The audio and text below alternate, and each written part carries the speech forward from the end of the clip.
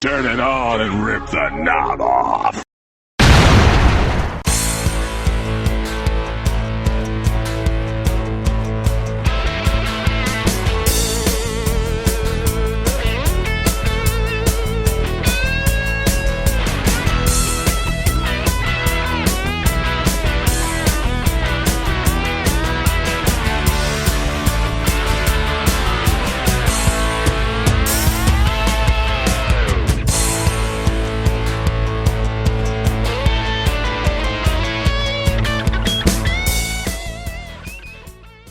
Hey guys, Ray Russell and Steve Eckstadt back again one more time as part of the All Access tier here on patreon.com/WrestleCopia. And this time it's the All Access Watch Along. We're going to be covering WCW World War III 95, the inaugural World War III pay-per-view, Steve. And it kind of works out as a complimentary piece to the Monday Warfare show that we do every Monday morning. So I think this is a pretty cool, it's in succession with Halloween Havoc. We've already done Halloween Havoc 95 in the past. So adding World War III here, I don't know that we're going to do this for every single pay-per-view moving forward, but I will let the cat out of the bag while we're getting ready to do World War III. You guys can also expect a WWF Survivor Series to go up sometime between now and sometime before Thanksgiving. But right now, it's World War III this week, WCW, November 26, 1995. Steve, what are your thoughts on this show before we get going? I actually enjoy this show. It's different. I know we talk about a lot on Warfare, how we go back in time and kind of try to remember how we feel at that moment, try to relive it. And hearing 3 rings, 60 men, like that just sounds like a cluster now, but as like a 10, 11-year-old, like you would love to see that. And so I probably was trying to convince my parents to buy it for me. It didn't happen, but I definitely rented the hell out of this tape when I was able to. And I actually really enjoy this show. Yeah, curiosity killed the cat for me. You didn't really have to promote a pay-per-view for me to want to get it. I wanted to get every pay-per-view. It's just the wrestling fan in me. But obviously, I wanted to see how the 3 rings were going to be set up because well, you know what? We'll get into that after we kick off the show. I don't want to make anybody wait any longer. Hope you guys got it queued up here on the WWE Network because that's where we're watching World War III from 1995. It's the 60-man, the first ever 60-man 3-ring battle royal and so much more. So, Steve, let's get going. If you're ready, I'm ready. Let's count down. You ready to count down? Yeah, let's go. All right, guys. Everybody get ready to press play in 5, 4, 3, 2, 1. Go ahead. Press play. And the show kicks off as WCW declares war. And Steve, I guess we should kind of bring up the whole reason for the main event here on this pay-per-view. Actually, there was no reason initially. It was just a grab to grab the fans' attention, but they decided at last minute, or at least somewhere around Halloween Havoc time, maybe even after Halloween Havoc, to take the belt away from Hogan and the Giant and put it up for grabs here in this 60-man battle. There are literally 60 men. Mike Winner, the Yeti, anyone can win the WCW World Heavyweight Championship here tonight on World War III. It's a scary thought. Yeah, definitely. There's some names in here of guys that I think we got Hard Work, Bobby Walker. Is Bobby like Walker? Oh, theoretically, I don't know if he's on this one or if I'm thinking of another one, but yeah, just some random names in here that have a shot at it. Look at this shot of the arena. We're in Norfolk, Virginia at the Scope. WCW loved running at the Scope. I love the way the building looks that you pointed out to. I said I couldn't remember which city they were running in. You said it's the Scope. There, you can just tell as soon as you see the arena where they're at, and you're right. That's that roof, the ceiling, and just look at the layout. I was curious if the rings were going to be side by side by side, but they're more of in a triangular shape, and I was kind of curious how they came about that idea. Yeah, I'm wondering. I mean, I don't know. I guess it'd be a lot more difficult to just put 3 in a row and then have like an entrance. So I don't know though. I mean, I don't know. I'm sure you can slide those in the middle. I don't know. Yeah, I'm sure a little bit it had to do with just seating and wanting to get more fans on the floor by condensing the rings a little bit, I guess. But I don't know if that really worked out either. It was most peculiar. There was never a setup like this before in the history of wrestling. So what was funny was growing up as a kid, when I used to have my 100-man G.I. Joe wrestling battle royals, I would have a 3-ring battle royal all the time, way before this pay-per-view ever even came about. So it's kind of copyright infringement. I should sue WCW. If they were still around, I'd think about it. But they would all start in ring 1 and kind of work their way over. And what I would do is I would play on a couch, and each cushion was a ring. and they would just kind of move from there. So when they came up with this idea, I was already in high school by this point, but when they came up with this idea, I said, "Oh my God, my childhood came to fruition several years later. If only I had known that was going to happen." It was pretty cool though. Yeah, you can go to CompuServe and chat with you with WCW Superstar. CompuServe, for those who don't know, CompuServe was the rival of AOL at the time. Obviously, one of them survived and one of them didn't. And just like WCW and WWF, one of them survived and one of them didn't. You can guess which one. CompuServe, WCW, they go hand in hand. Yeah, I love the ceiling, man. I love the ceiling. So we're kicking things off here with Sting, the Macho Man, and Hulk Hogan still in black, at least momentarily. If you look, though, you can kind of see he's got the red and yellow pants. They're kind of poking in and out. The camera's not doing a good job of disguising it. Basically, Hogan's here to rip on Dave Meltzer without mentioning him by name, the Melts. He rips on the rag sheet. He actually, in a few minutes here, he holds up the Observer, the Wrestling Observer newsletter, and throws it in the trash can, sets it on fire, damn near sets the arena on fire, too. Can't wait to see that.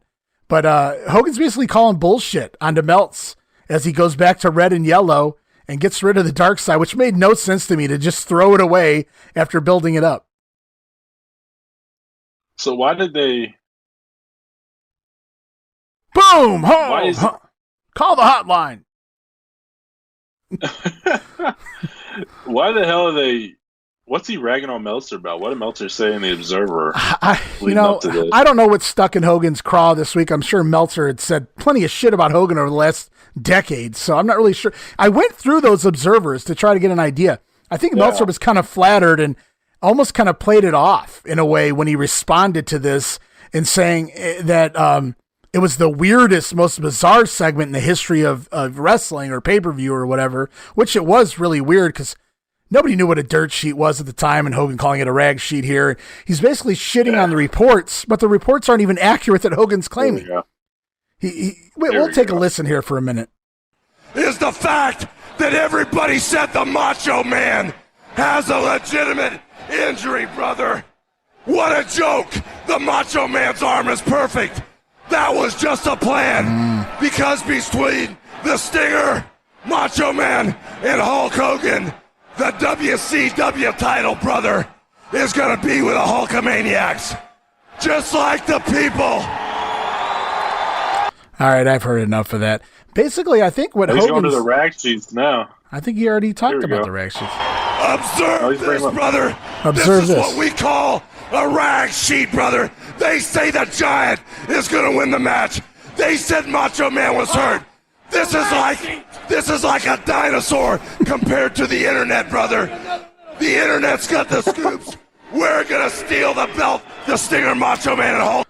Okay, first, he said observe this, so there's reference right there immediately. He's almost shilling Meltzer in a way. And then he says that the internet is the way of the future and the rag sheets are a dinosaur. Isn't it ironic that 99% of the information on the internet today comes from the Observer? Hogan's just foreshadowing here a little bit. I will say, if you go back, if you read the one right after Halloween Havoc 95, Meltzer talks about how Hogan hasn't necessarily been he hasn't really been a good return on investment because of how much money he's supposed to get out of the pay-per-views, which is, I think, is 25% of the buy rate. He gets 25% of it, and with them having to pay all that out and they're not really getting what they thought they were going to get out of him, they're barely breaking even though they're having decent numbers. So I'm wondering if that has something to do with it, because he's been bagging on Hogan for not being the draw that he thinks he is. Yeah, and I don't want to talk over this promo package here for the upcoming match between Johnny B. Bad and DDP. I'll just add real quick. I do know that Meltzer mentioned after this pay-per-view that Hogan basically came up there and he said that the rag sheet stated that the Giant was going to win. And that's not what Meltzer said at all. In fact, Meltzer said either Hogan or Savage were going to win. So I'm not really sure what Hogan was talking about there. And we'll get into the whole thing about Macho Man working everybody with a fake injury and he's 100%. We'll get to that later, as obviously that's not the case at all. Hogan just being Hogan in that instance.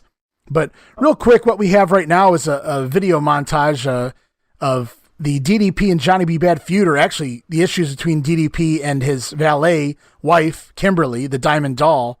And she's not really appreciating him, not appreciating her at this point. She walks off there at the end of that promo, and there's, trouble in paradise.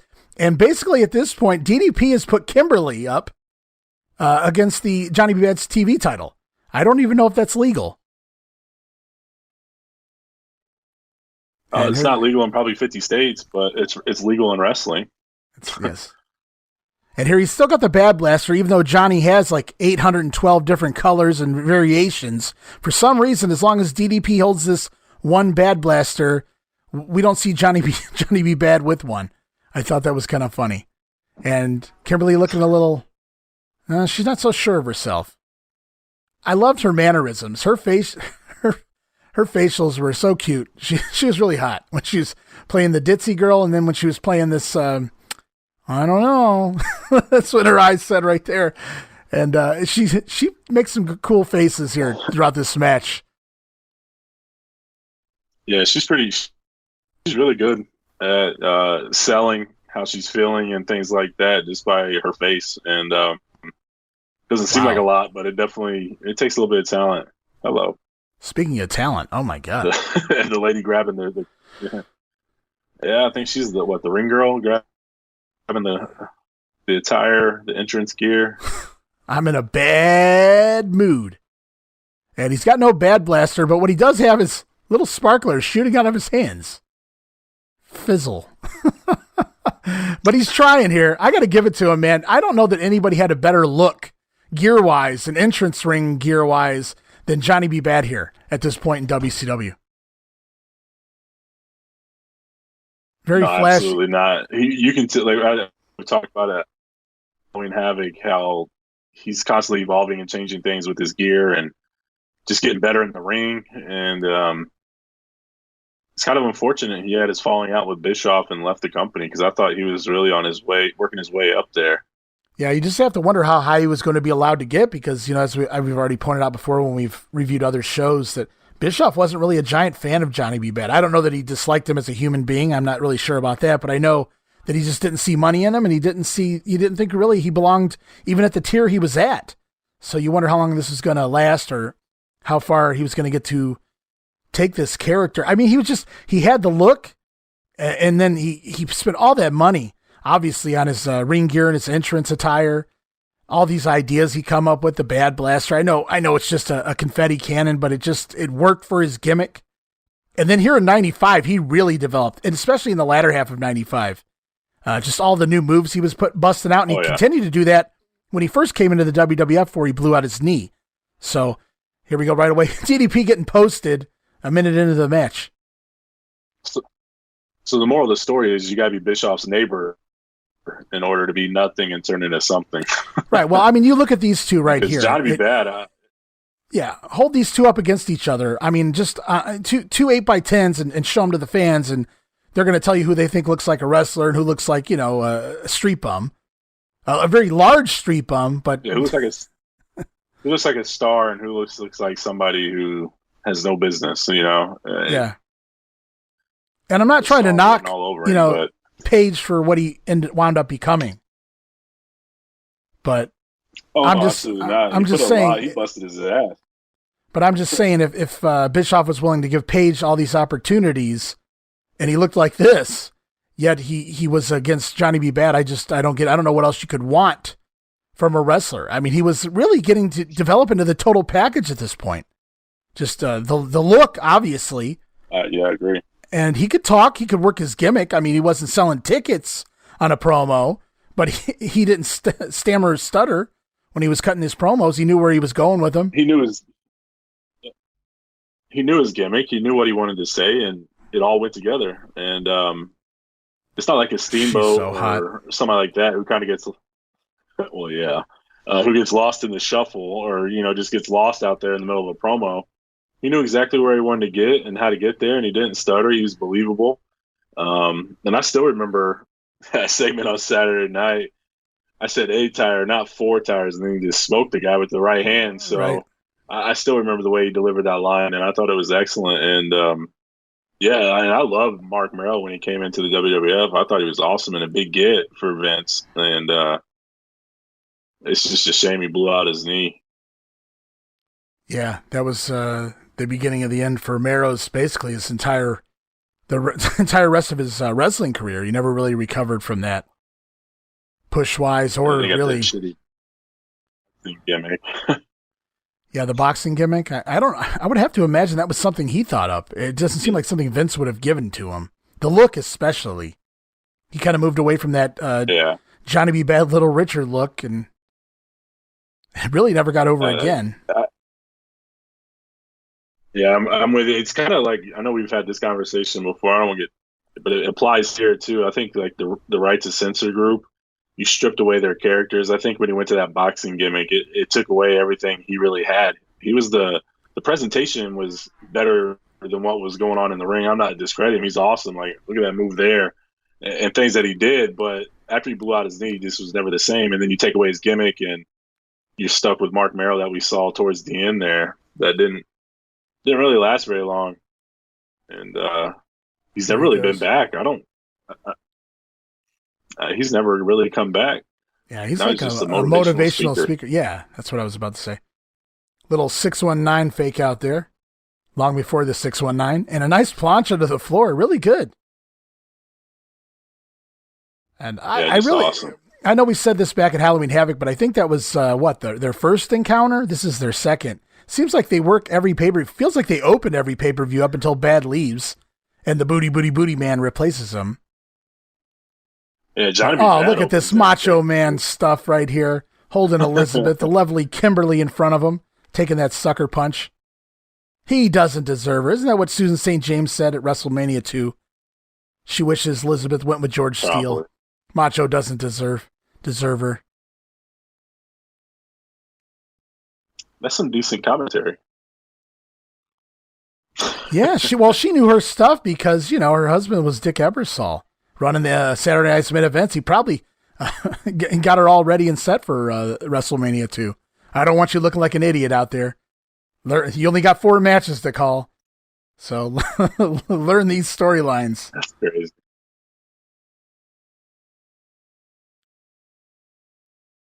Yeah, he opened Fall Brawl, so they send him out there to get the crowd going, and he's the best dude on the roster for that.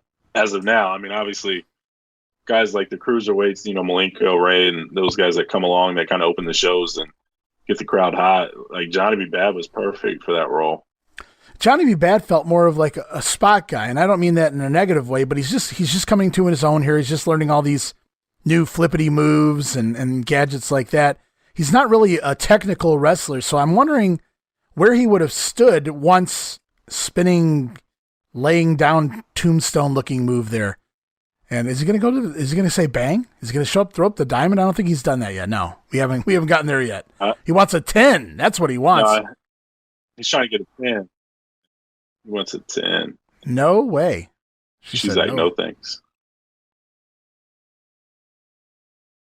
Well, in all fairness, that wasn't a 10. So I'm with Kimberly there. But I was just wondering, like, where would Bad have went once that whole cruiser division took off and Guerrero and the Lucha guys and everything? Bad doesn't really fit in with those guys, and he's a little bigger than those guys as well. But at the same time, he's not going to get pushed in the Hogan spot or the Savage spot. So it feels like maybe he would have been lost in the shuffle no matter where he went. I think he had a much better chance of succeeding here in WCW. He was already well established and had the gimmick and the look anyway.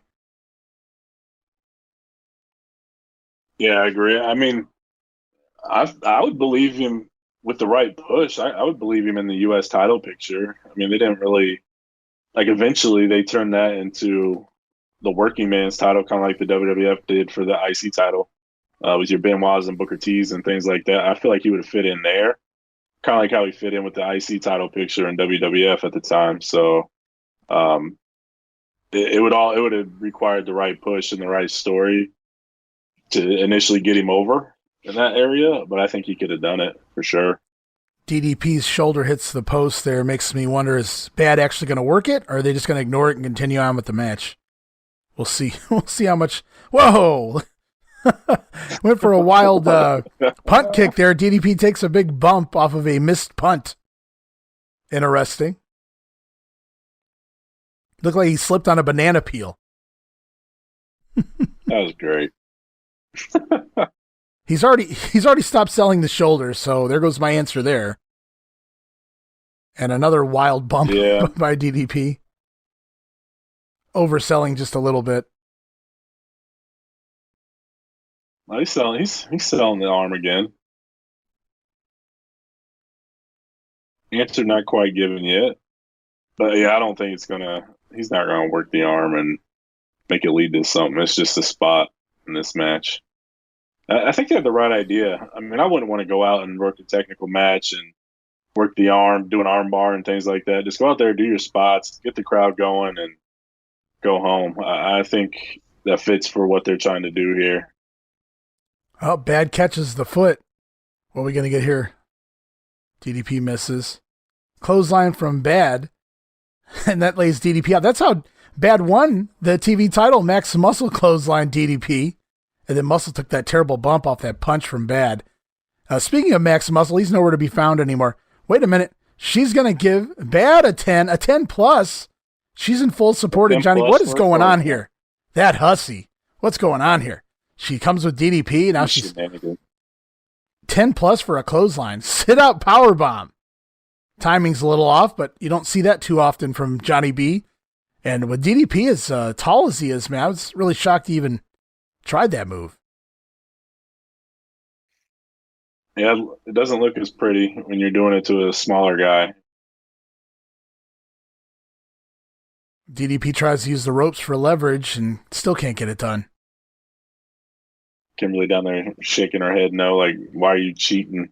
She's doing great, man. If you just pay attention to her down there. Yeah, she was great all throughout the Dave. I hate to even say that, but she was even great during the silly Dave Sullivan feud. Like, just the way she played up as a character. And she was even better here in this whole Johnny B. Bad fiasco. The only thing I didn't really care for was when she started trying to do these dance routines during her entrances with Bad. They were a little bit annoying. Because if you ever hear the stories about the Nitro girls, they hated Kimberly because she was basically the lead Nitro girl, but had no idea how to dance per se, like the rest of the Nitro girls anyway. And it was kind of irritating to them.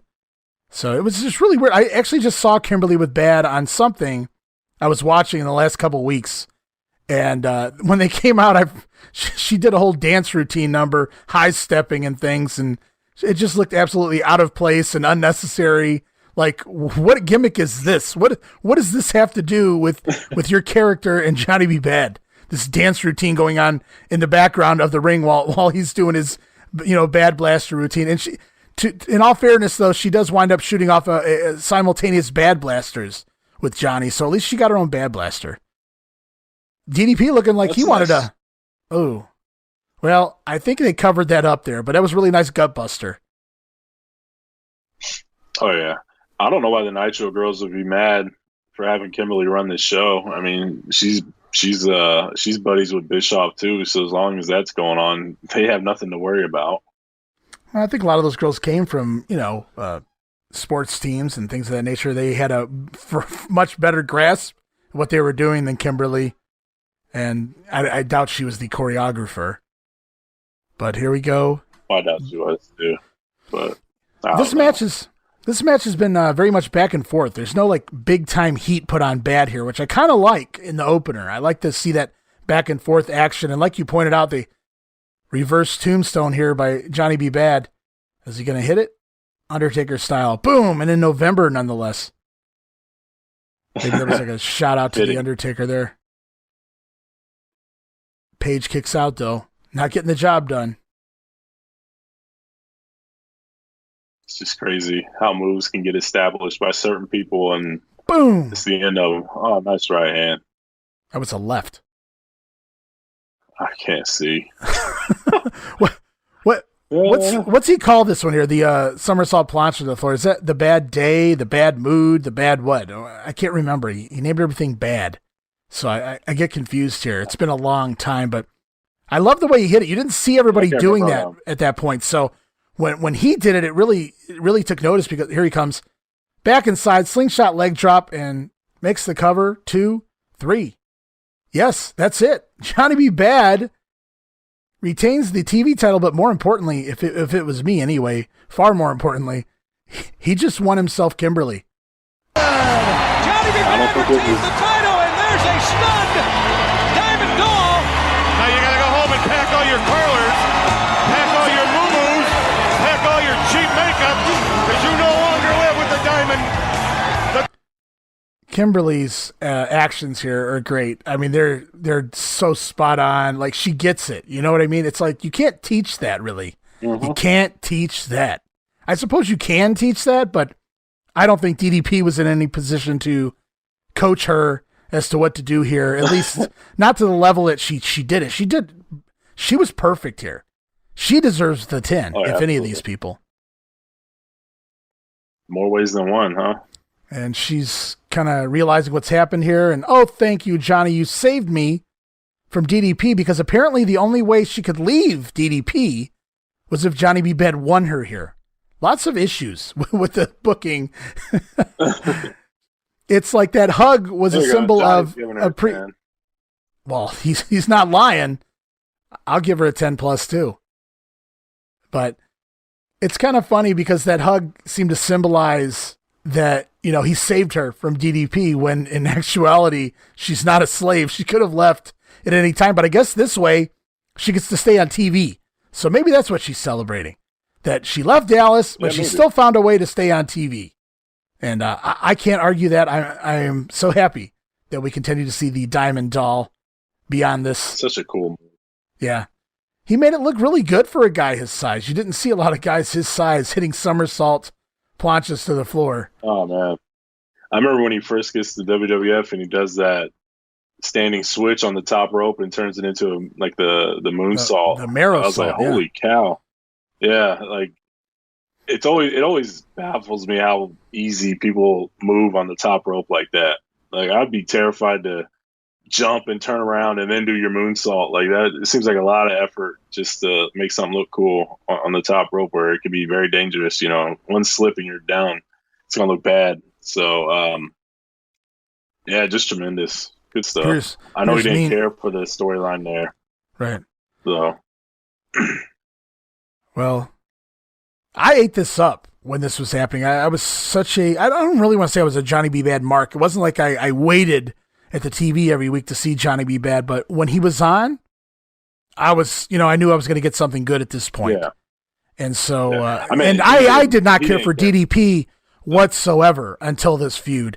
And this didn't really make me like him, but this is the first time I ever tolerated him in the ring in a match. So lots of props there for Johnny B. Bad for being able to do that. And lots of props for DDP. You can tell he's improving and he's trying really hard. Call the hotline. Yeah, so I think we talked about this on Halloween Havoc. I know Johnny didn't care for this storyline himself because of his religious beliefs and being married to, I think, Sable at the time. So he wasn't about to kiss Kimberly or do any of those sort of things. It's not what he wanted to do. So he didn't really buy into it. No, but I thought the story itself, even though it is flawed, guys wrestling over the rights to own a woman or anyone for that matter. But at the same time, man, I enjoyed it when it was happening. Obviously, I didn't really believe this was really happening, but I thought that Kimberly needed something new, and this worked out really well for her for the short period that it did. Of course, she winds up with Brother Brutai, and that doesn't last too long. Before Kimberly, I think she just basically disappears by that point until the Nitro girls pop up on Nitro, whatever that 97. I don't even remember. I think that's 96. Oh, okay. It's definitely 96. I think when they go 2 hours or something on that line, when they have a little bit more time, I think that's when they come out. But They must know the we don't scope. see her again in The scope. feud. They must know the scope looks awesome because they keep panning to the ceiling, these ceiling shots and these faraway shots of the three rings too.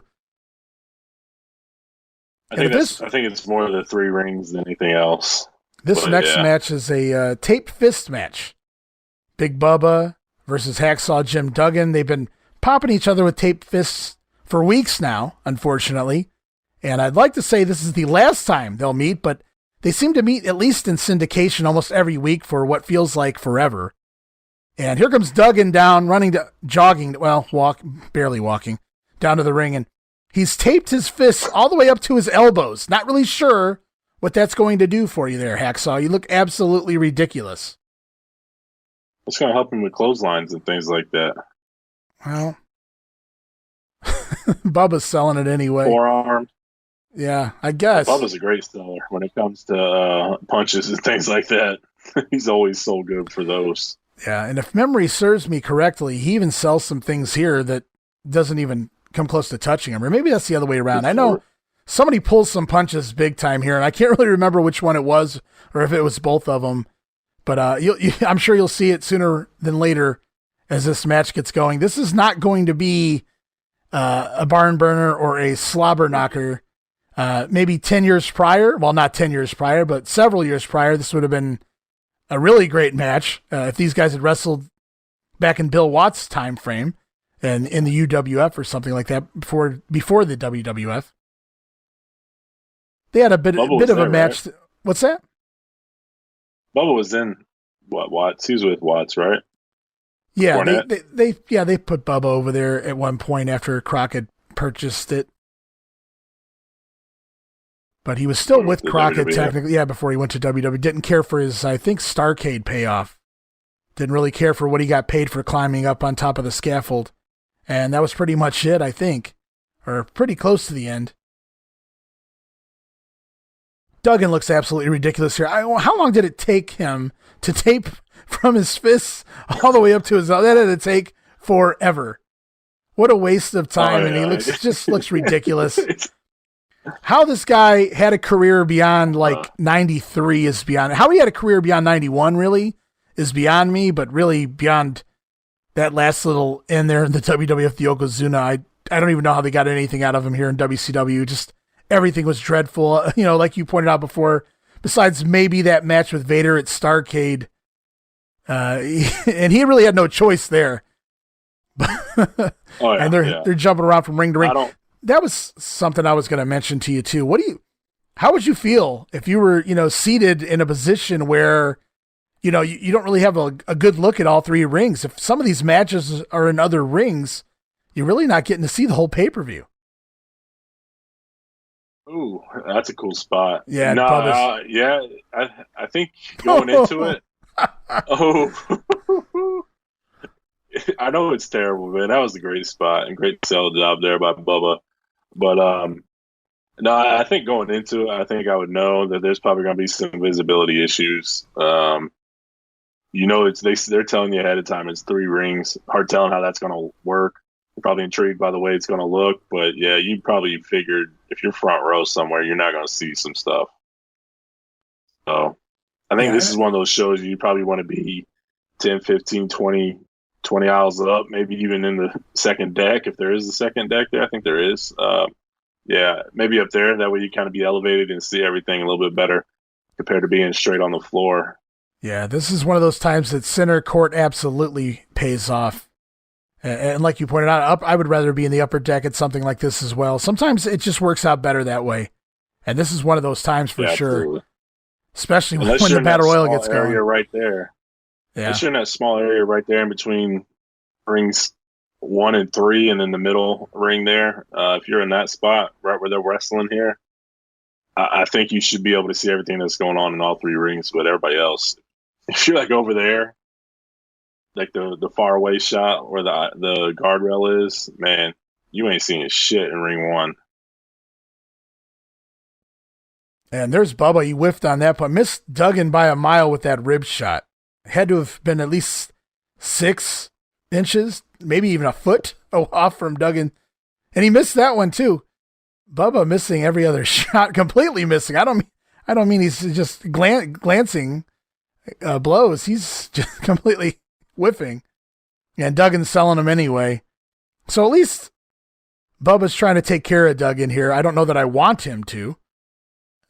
Maybe if he knocks him around a little bit, we'll get a real match. And now we're off into the other. At least they're trying to give all the fans something to see here.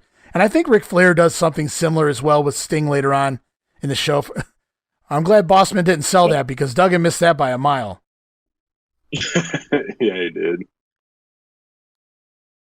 Oh, man. These guys are just beating the hell out of each other. It's kind of reminiscent of their Royal Rumble match. But they're really not, because they're missing all of these shots, was the point. I was actually just about to say the exact opposite. I was about to say these guys are so concerned with hurting one another because they have taped fists that they're pulling their punches too much. And, but by now, man, I don't even want to say they're just here to collect a paycheck. I'm sure their pride's a little more than that, I hope. But at the same time, I think they're grizzled veterans who understand to just go out here and take care of each other and, enjoy the paycheck.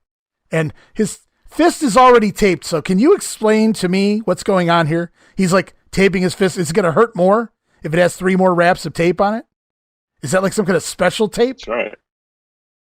Okay. Yeah. So fresh tape hurts that's more. Okay. Okay. See, I don't know. I've never been in a tape fist battle. Yeah, me either. I might have to just start taping up my fists everywhere I go.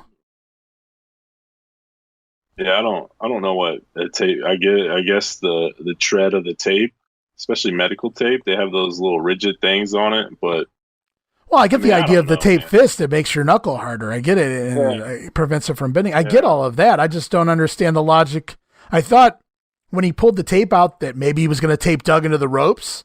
Maybe he was going to tape an object into his hand. No, he just tapes his hand 2 or 3 more times. And then starts laying in the shot. The thicker the tape, the more painful it's going to be for him. Who knows? It's just a visual, I guess. The more the tape, the better. Here we go. Maybe this is there we go. That makes a little more sense.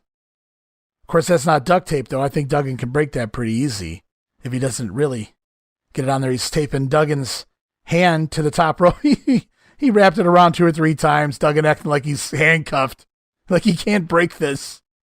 A man of at least 280. Duggan's a big dude, man. And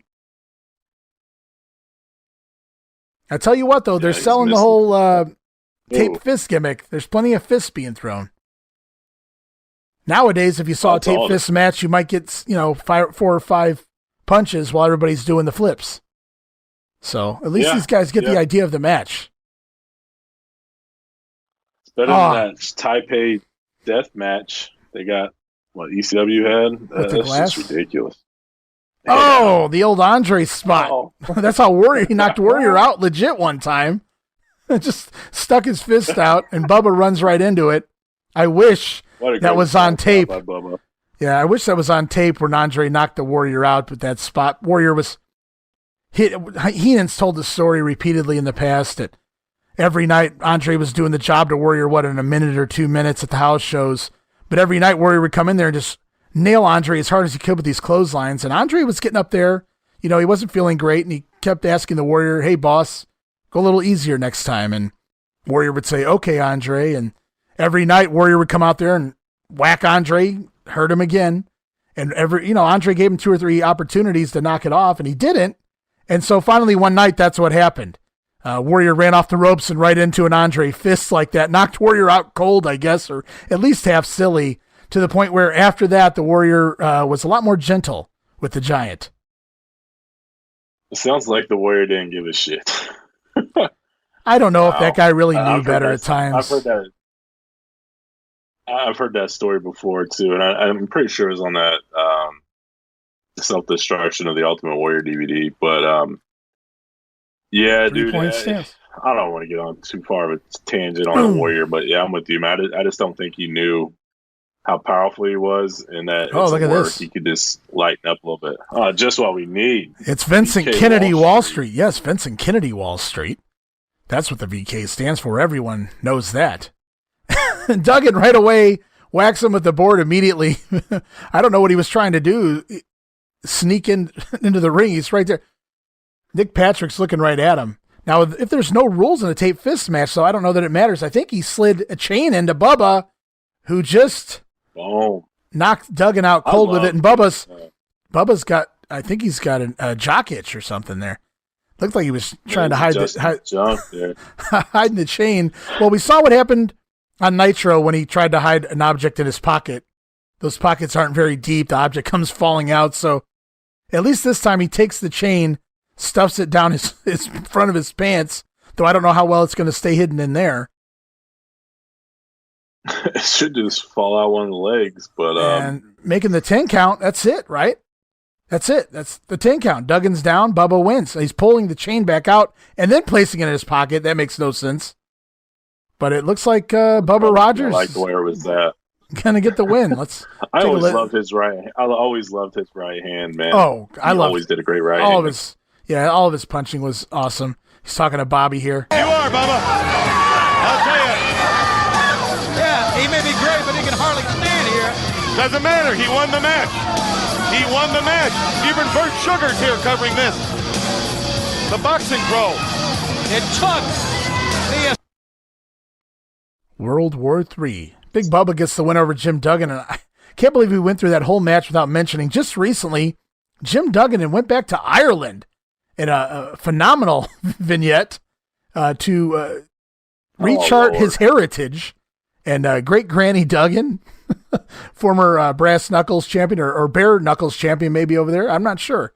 But yeah, so here he's back, and he's from a long line of bare knuckle fighters and tape fist fighters. He didn't get the win here. I will say, though, Big Bubba's your winner. I'm so glad this feud's on Saturday night in syndication, and it hasn't made its way to Nitro completely yet. Thank God for that. Yeah, and once we get going with a lot more of the talent that'll be coming in, most of that stuff will stay on Saturday night for years to come. But you don't even know that they're here in the company anymore if you don't watch Saturday night. And that happened with me from time to time. I would see a guy somewhere, and I hadn't seen him in 3 or 4 months. I thought he had left the company, and turns out, nope, he was just on maybe a syndicated show that I wasn't watching at the time, or main event or something like that. CompuServe, they're really pushing this CompuServe tonight. Type Go Connections. I'm sorry, Go Conventions. I think that's one of the good things that WCW actually had compared to WWF. A lot of once the NWO took over, a lot of their talent was kind of relegated to Saturday night, and they basically had 2 different products going. It felt like syndication, and then your Saturday night main event run, and then you had Nitro by itself, like completely different than what you see on those shows. So you essentially almost had 3 different wrestling companies going at the same time. Not counting ECW, but I'm just saying, like, it could feel that way. You could watch a Nitro, then turn on Saturday night and see nothing that happened on Nitro. Or see the guys that were on Nitro, I should say. Ric Flair promo here, as he was a heel feuding with a face Arn Anderson. Somehow they flip-flopped over the course of a week. Arn Anderson became the heel, aligned with Brian Pillman, feuding with Ric Flair. Flair went and he grabbed Sting. He said, "Sting, I need your help." Sting said, "No way, I'm not an idiot. You know how many times you screwed me over?" And Flair still went out there and gave it his all, 1-on-2 versus Arn and Pillman. Finally earned the respect of Sting. Sting said, "All right, Nate, I'll team up with you." They went to Halloween Havoc. Flair was attacked in the locker room. We never see it happen. And so we wind up with Sting coming out by himself, taking on Arn and Pillman. And somewhere in the match, Ric Flair comes down in his street clothes. He's going to wrestle, by God. Don't matter if he's injured or not. What winds up happening is Sting makes the hot tag. Flair comes in and immediately punches Sting right in the mouth. And the Horsemen reform. The whole storyline made absolutely no sense to me. The whole reformation of the Horsemen after Arn and Flair were going at it. And then the whole screw job over on Sting, because if you wanted to attack Sting, why didn't you just attack Sting? Yeah, I don't understand the point of it. I didn't know why you had to go through such a long, drawn-out story just to attack Sting and put the Horsemen back together. To me, like, the Horsemen it's one of those groups that should have been, I get the wanting to do the angle there with Flair and on. They probably wanted to do that themselves, have a match and see who's better, that type of deal. They probably had the say in that, and that's probably where they wanted to go. But I feel like the Horsemen, after that match, just shake hands. Okay, the better man won.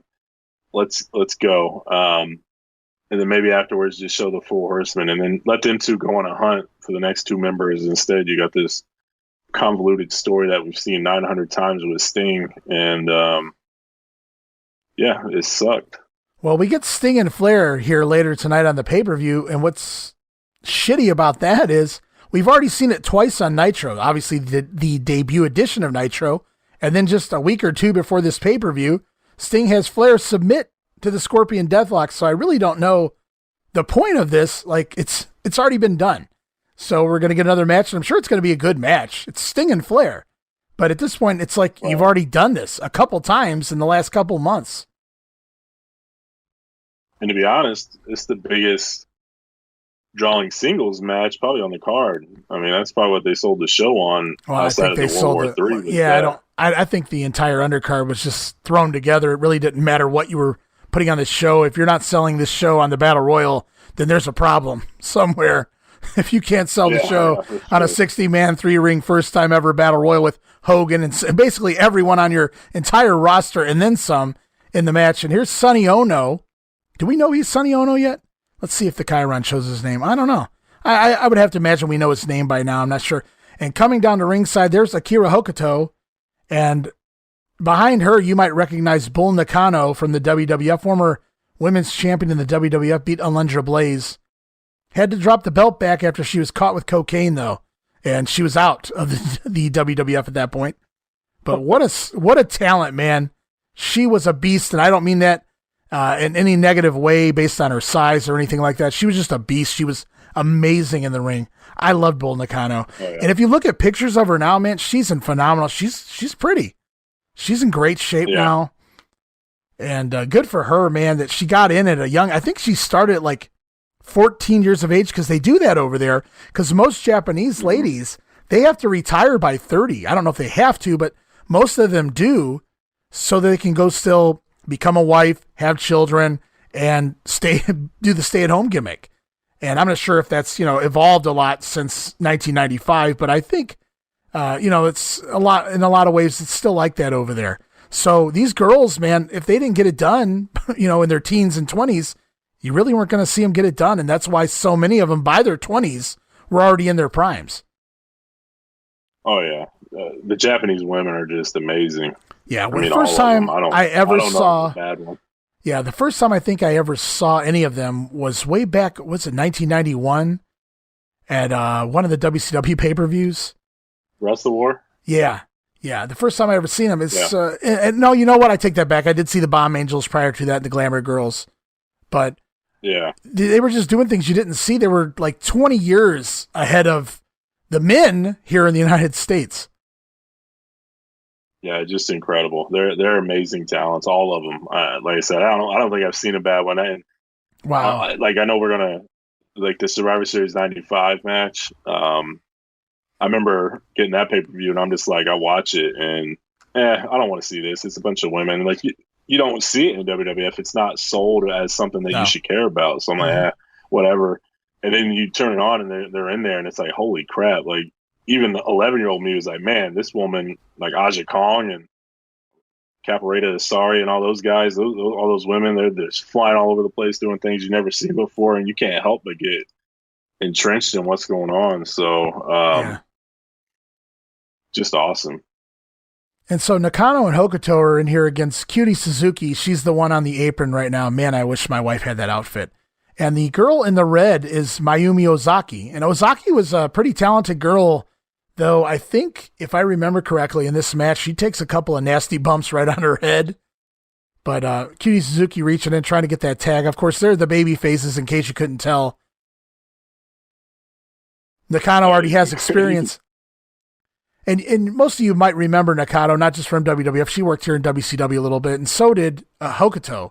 So those two are the more well-known of the four in the ring, but all four of them were prominently featured in Japan, and rightfully so. All great workers. even if they look a little mismatched here based on the size of one team compared to the other. Yeah, the All Japan women. I don't know if there's more 5-star matches out there from a company compared to that one. No, and I really couldn't get into women's wrestling in the United States back in this time period. And right, you could guess why. I mean, just look at what was being put on TV. But you pop in an All Japan women's show, and if you can't get into that action, then you're not into wrestling. They beat the living hell out of each other. Looks like a Vegematic maybe here. Well, not quite, but it was kind of interesting seeing what they were going to go for there. Ozaki taking the heat. I don't want to sound stupid here, but is one of these women Onita's girl? I don't know. I know Hokuto is with Sasaki, right? It's Kensuke Sasaki. Yeah, Kensuke Sasaki is with Hokuto. They got married. I think they got married not too long before this. I know it was around this time period.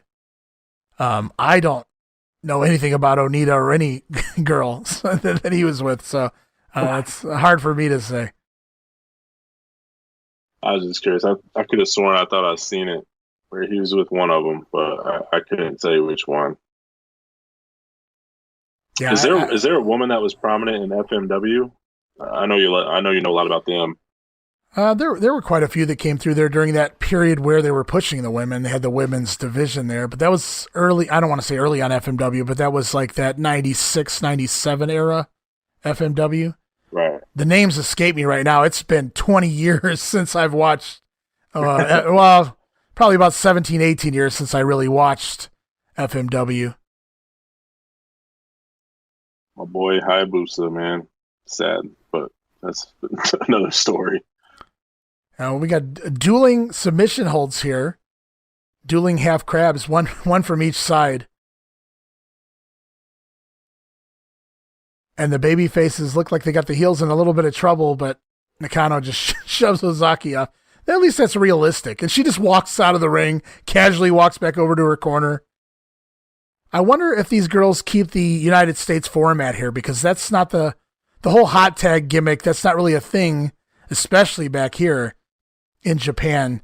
So I'm wondering if they work this style for the duration of the match. It doesn't really look like. It looks like we're just going to get some back and forth, which I'm not complaining about. She's got her leg propped on the bottom rope, but she's dropping down on her inner thigh or right on her hip. Cool outfit, though. I'll give her that much. Oh, Cutie yeah. Suzuki. She looks great.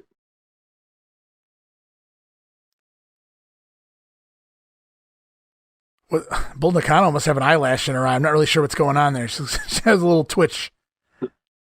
What's funny here is the heels are doing all the big high spots, and the babyface girls, they're just working half crabs. So they need to... I know it's got to be a little hard to hit anything too big on these bigger gals, but... And then Suzuki drop kicks her own partner, and that's more of a heel spot as well. But of course, I guess they're really not working so much babyface and heel here, as they are just two teams going at it. Bull Nakano going up for the moonsault. She misses, but very impressive. Oh, yeah. Ozaki with a double stomp. So fluid. Double stomp from Suzuki. And like I said, man, even if you're not into women's wrestling back in '95, like, how can you not be entertained by this? I mean, it's like constant movement. Coup de grace number 4 is the mark. Yeah, the marks of today are like, how did she kick out at 4 coup de grace? It's just another move here, buddy. Double suplex. Oh, I see what's coming here. Very, very nice. Bull Nakano suplexes both girls. Quick tag to Hokuto. Misses a diving splash on both girls, though. I will say, man, you mentioned this to me a long time ago, and it's very prevalent here. So it's just weird, the stereotypes that we get with the women that you don't really necessarily get with the men. The heels have to look ugly, the face paint, the weird hair, the gimmicks and things like that, where the cute ones have, like the the ballerina looking outfits from Cutie, Suzuki, and things like that. Yeah, the the babies are basically wearing lingerie. Yeah. Double pin. And you mentioned it with like Sherry, how she always had to get the ugly makeup on and look ugly. And because Elizabeth was around and things like that. I never really paid attention to it, but it really sticks out here. And it's just a shame. Like you kind of wish for these. I know it didn't really matter in Japan. It probably didn't matter there. But oh, look at this! It's just great suplex. No, but I know exactly what you're saying, and I agree with you. And you know what else is unfortunate too is we're really not that. Here we go with the German. Wow, oh my God, she over rotated on it. You don't need to jump on a German when somebody knows how to throw a German. You don't need to jump with it. Believe me. She did. And she ate it. Breaks up the count. Might have needed to break up the count. Yeah, I remember taking a couple of rough. Wow, Nakano just blasts Cutie and knocks her on her ass. But I remember that's not even like. I don't think that's the last time. Ozaki, she takes something on her head. It just hasn't. I don't know if it's happened yet. I don't know if I missed it. But it's so sad to know that Medusa's on her way in. All these girls just put on this clinic here, or at least pretty for the United States. This is a damn fine women's match. Probably underwhelming in Japan. Look at that dive by Hokuto. The heel girls are the ones doing all the big spots. Phenomenal stuff by Hokuto. She's checking on the girls there. Checking on the girls there, make sure they're okay. I was just gonna say it's unfortunate. You kind of wish they could just get themselves over. It doesn't matter if a heel's cute or ugly or whatever the case may be. Just let the talent speak for itself. There it is. Right on her head. LOD right on her head. Doomsday device. That was rough. That's a wrap. She pulled a Henry Godwin. Luckily, she's about 200 pounds lighter, maybe more. Yeah, she's a tiny girl. Oh, it looks like Nakano's going up maybe for the leg drop. This could be it. This might do it. There it is, the guillotine. I think that's how she beat Lunger Blaze for the belt. 2, 3. That's it. The heels win. The team of Bull Nakano and Akira Hokuto. Hokuto and Bull Nakano win. I know Nitro is only an hour right now, so it's hard to say put this on every week. But there's got to be somewhere on your roster where you can throw these girls on once a week. One of your programs. And even if it's syndication, were they on the pros, though? Until things catch on. Well, I'm saying keeping them on full time and keeping, Medusa comes in. And then obviously Vince has no need for Aja Kong and that whole group either. So you bring some of them in as well. Look at the roster of talent you have. You can't tell me this isn't going to get over. Watching this match, how is this not entertaining? There was never really a dull moment in the match. I mean, the Suzuki and Ozaki really couldn't do a whole lot with the bigger girls, so they couldn't really hit any big spots. So it was really Hokuto and Nakano really dominating here, but it was still very entertaining. And based on this, you get this on World War III. You got the ladies that were part of the Survivor Series the same month, also from Japan. Medusa slides in. She's just coming off a multiple-time run as WWF Heavyweight Champions or Women's Champion, so maybe you give her the belt or at least put her obviously in the main storyline. She's the main American anyway. And you got yourself a hell of it. It's almost like a cruiserweights, but ladies. And I don't mean weight style. I just mean that type of action. Yeah, absolutely. And there's no way you can't make this work. Yeah, I agree with you.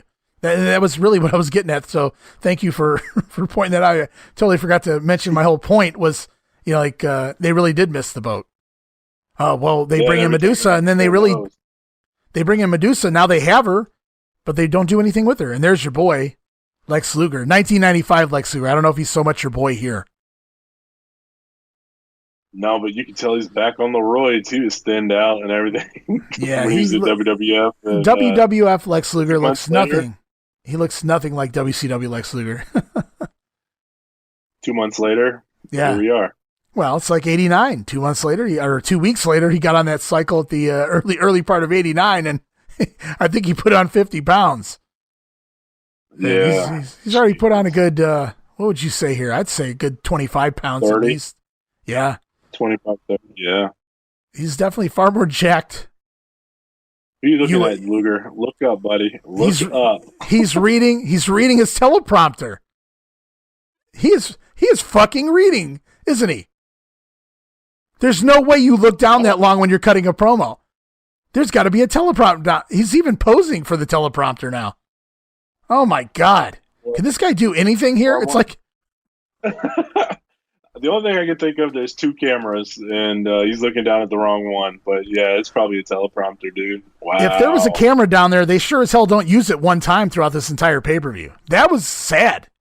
That was really, really sad. Wow. This will probably wind up being a pretty decent match, too. It's Chris Benoit coming out. He's holding up the 4 because he's the newest member of the 4 Horsemen, getting ready to take on Kensuke Sasaki, or Kensuke Sasaki, for those who want me to pronounce it properly. Sasaki and Benoit going out there, they're wrestling for the U.S. Heavyweight Championship. Sasaki high again. Wow, they makes, They're prone. Man, is Tommy Edwards back? My God, I love the cuts today, though. Oh, Lord. But Sasaki's the U.S. Heavyweight Champion, having defeated Sting. I believe the match was in Japan.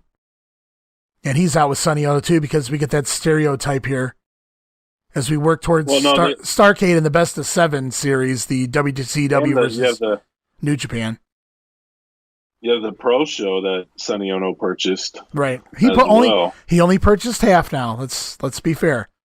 And he purchased it. He purchased it from Bobby Heenan, who apparently owns some part of Pro that I didn't know about. I want to say, like, if I remember right, when I was reading the Observer, I do know, like we talked about this in the last match, Sasaki and Hokuto got married, and I think he said something about they spent their honeymoon in the States, and like during this time here with World War III. And look at this mullet on this referee. Out. Sorry, man, this referee's mullet, just wow, epic. Look at the mullet on Sasaki there. Wow. Looking beast right there.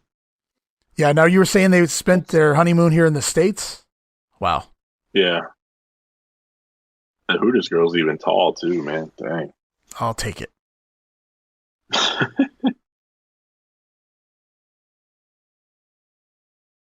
Yeah. Sasaki's even got the haircut on the sides there. Oh, yeah.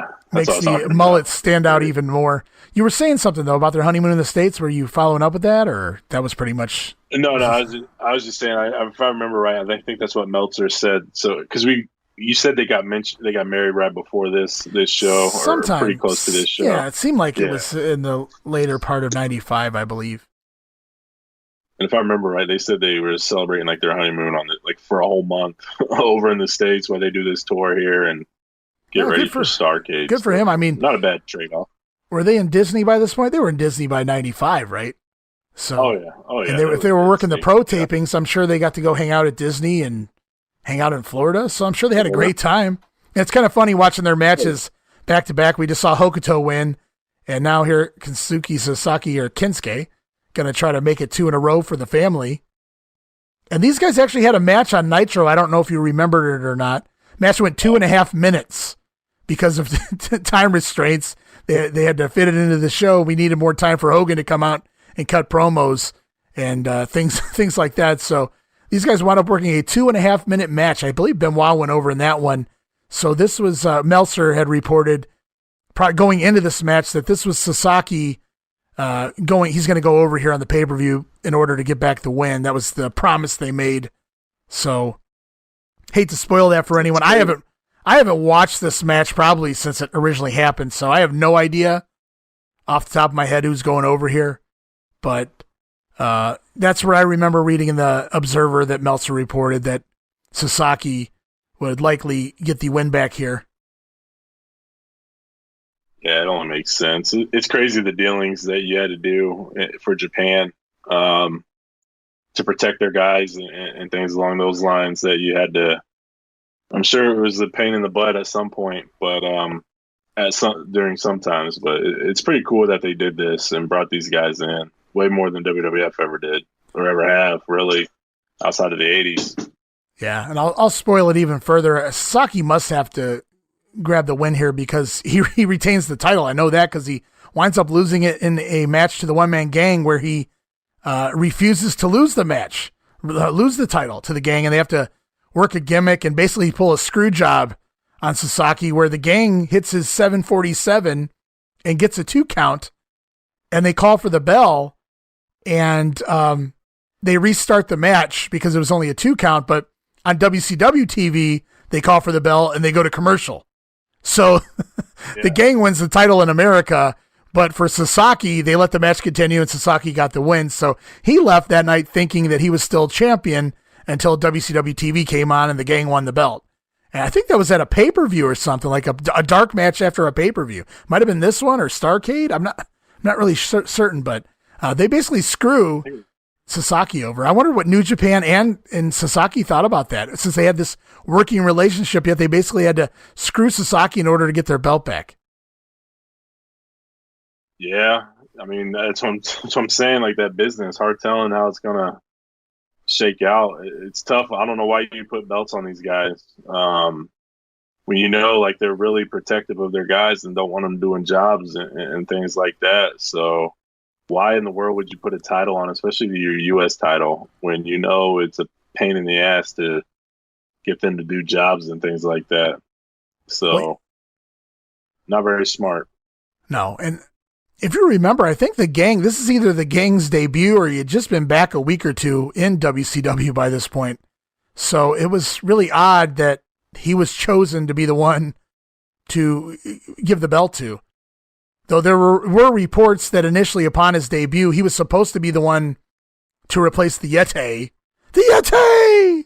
In the World War III Battle Royal. Basically, not replace him, yet they're both in the Battle Royal, but basically replace him as that third giant.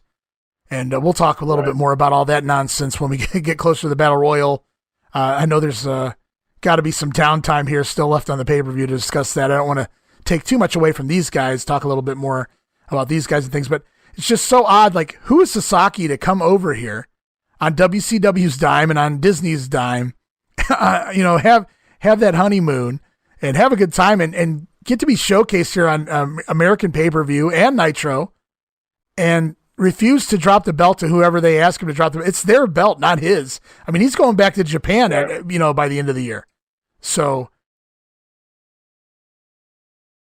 and they've dealt with him for a long time, years. Yeah, going back to '92, his first rodeo. Yeah, Watts had him in there, and I think that was a nice counter out of the Boston Crab attempt. Oh, let's check out this suicide dive here. Well, had to catch himself there on the rail. He would have landed on top of the railing. Yeah, if he hadn't grabbed that rail, he would have sailed into the front row. Benoit with that suicide dive. Probably shouldn't have put that sentence together. I was thinking the same thing. It's not funny, but I can't go back. Yeah. Anyway. Yeah, but Sasaki, you were talking about Sasaki coming in 92 when he was really just still a green guy. He was coming over here to get his feet wet like we've seen so many other guys do. Muda and tons of names, Tenryu and Onita and so many guys before him.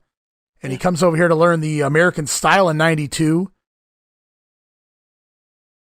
And now he's back here in 95. They don't really play up his time here from before, because if it doesn't happen now, look at this lady in look at the lady yelling at the guy in the front row. She's letting him have it. What the hell's going on? She was. Now she threw up her hands. Bop-a-da-boopy, bop-a-da-boopy. She's yelling at somebody. I don't know what's going on. Sonny Ono joining commentary. Let's listen to his. How much money are you asking for Bobby the Brain? Bobby Heenan-san is very smart businessman, and we are very smart businessmen. So we have made some adjustment with compensation from Starrcade, and we have worked out a deal with Starrcade. Oh, so okay. It's not a problem. Wow, what an accent. It's not often that you see guys of Asian descent or that are Asian American, basically making a stereotype of their own ancestry. They're very good, Bobby Heenan-san. They're very prideful, and they don't do that stuff. And so, I actually enjoyed Sonny Ono. I thought he was great. I love the camera gimmick that he had, the disposable cameras. The original, the inventor of the innovator of the selfie, Sonny Ono. Yeah, and I just really, really enjoyed his work. I love it when Chono turns on him and joins the NWO. It kind of went downhill a little bit, but I always liked him. 2 reverse tombstones on the same pay-per-view. Boom. It's an entertaining spot. I think I used to like when Rick Rude would did it with Sting, did it with Steamboat, did it with Dustin. Always looked really good in WCW. I'm glad he never tried that with the Warrior, but always look good here in WCW. Diving headbutt there, shades of Dynamite Kid, Benoit's idol. Take that for what it's worth. Sasaki kicks out. What did you say about Sonny Ono? I think he was saying. Oh, I was gonna say I thought he fit in well, like as a manager. He was more of that gimmick manager. He wasn't going to go cut a Bobby Heenan promo, but I thought he was fine, especially with some of the guys they gave him.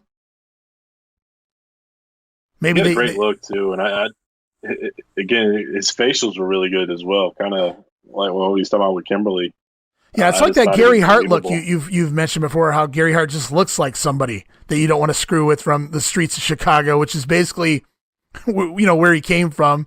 And if you listen to Gary Hart tell you that he's somebody you didn't want to screw with. So, Sonny Ono kind of has that demeanor here. Not that he's looks like a mobster from Chicago, but he just looks like the gimmick he's portraying. He fits that look, so it works really well for him. Absolutely. And I think as time goes on, look at this choke slam, hooked a leg, and nice move. But I think as time went on, he also dropped some of the accent. It wasn't so over the top. Yeah. Nice submission hold there. That's awesome. Yeah, Sasaki liked to use that hold. I forgot what he called it, but Benoit straight to the ropes to break that one. How good were him and who was it, Animal together? Or was it Hawk? Hawk, the Hellraisers. Yeah, that's when Hawk left WWF and Animal. I think he said on, what was that show on Vice? What's that called? I can't think. Oh, there it is. Northern Lights Bomb. That's Hokuto's finisher. 2, 3. Does his wife's finisher to put away Benoit. Very cool. Putting his wife over. And Sasaki will retain the title here over Benoit, but he'll job to the one-man gang, by God. Retains the belt here. Sure. That was a solid match. He jobbed up Benoit on Nitro in 2.5 minutes to what was it? I think it was the Dragon Suplex, maybe? The hell's the full? Yeah, the Dragon Suplex with the bridge. Ending. I couldn't think of the word. Well, Sasaki's champion now. Maybe he did that job on Nitro because he knew he was getting the U.S. belt from Sting. And there's that choke slam, that choke bomb. That's awesome. That's a great looking move. That was a fun little match. I thought the finish was a little abrupt. I really didn't expect that, but hit that Northern Lights bomb on Benoit. Took him out. Made his wife happy. Maybe she made him happy. Fun night here at World War III for the Sasaki family. They're still on the honeymoon. They're still on their honeymoon, so.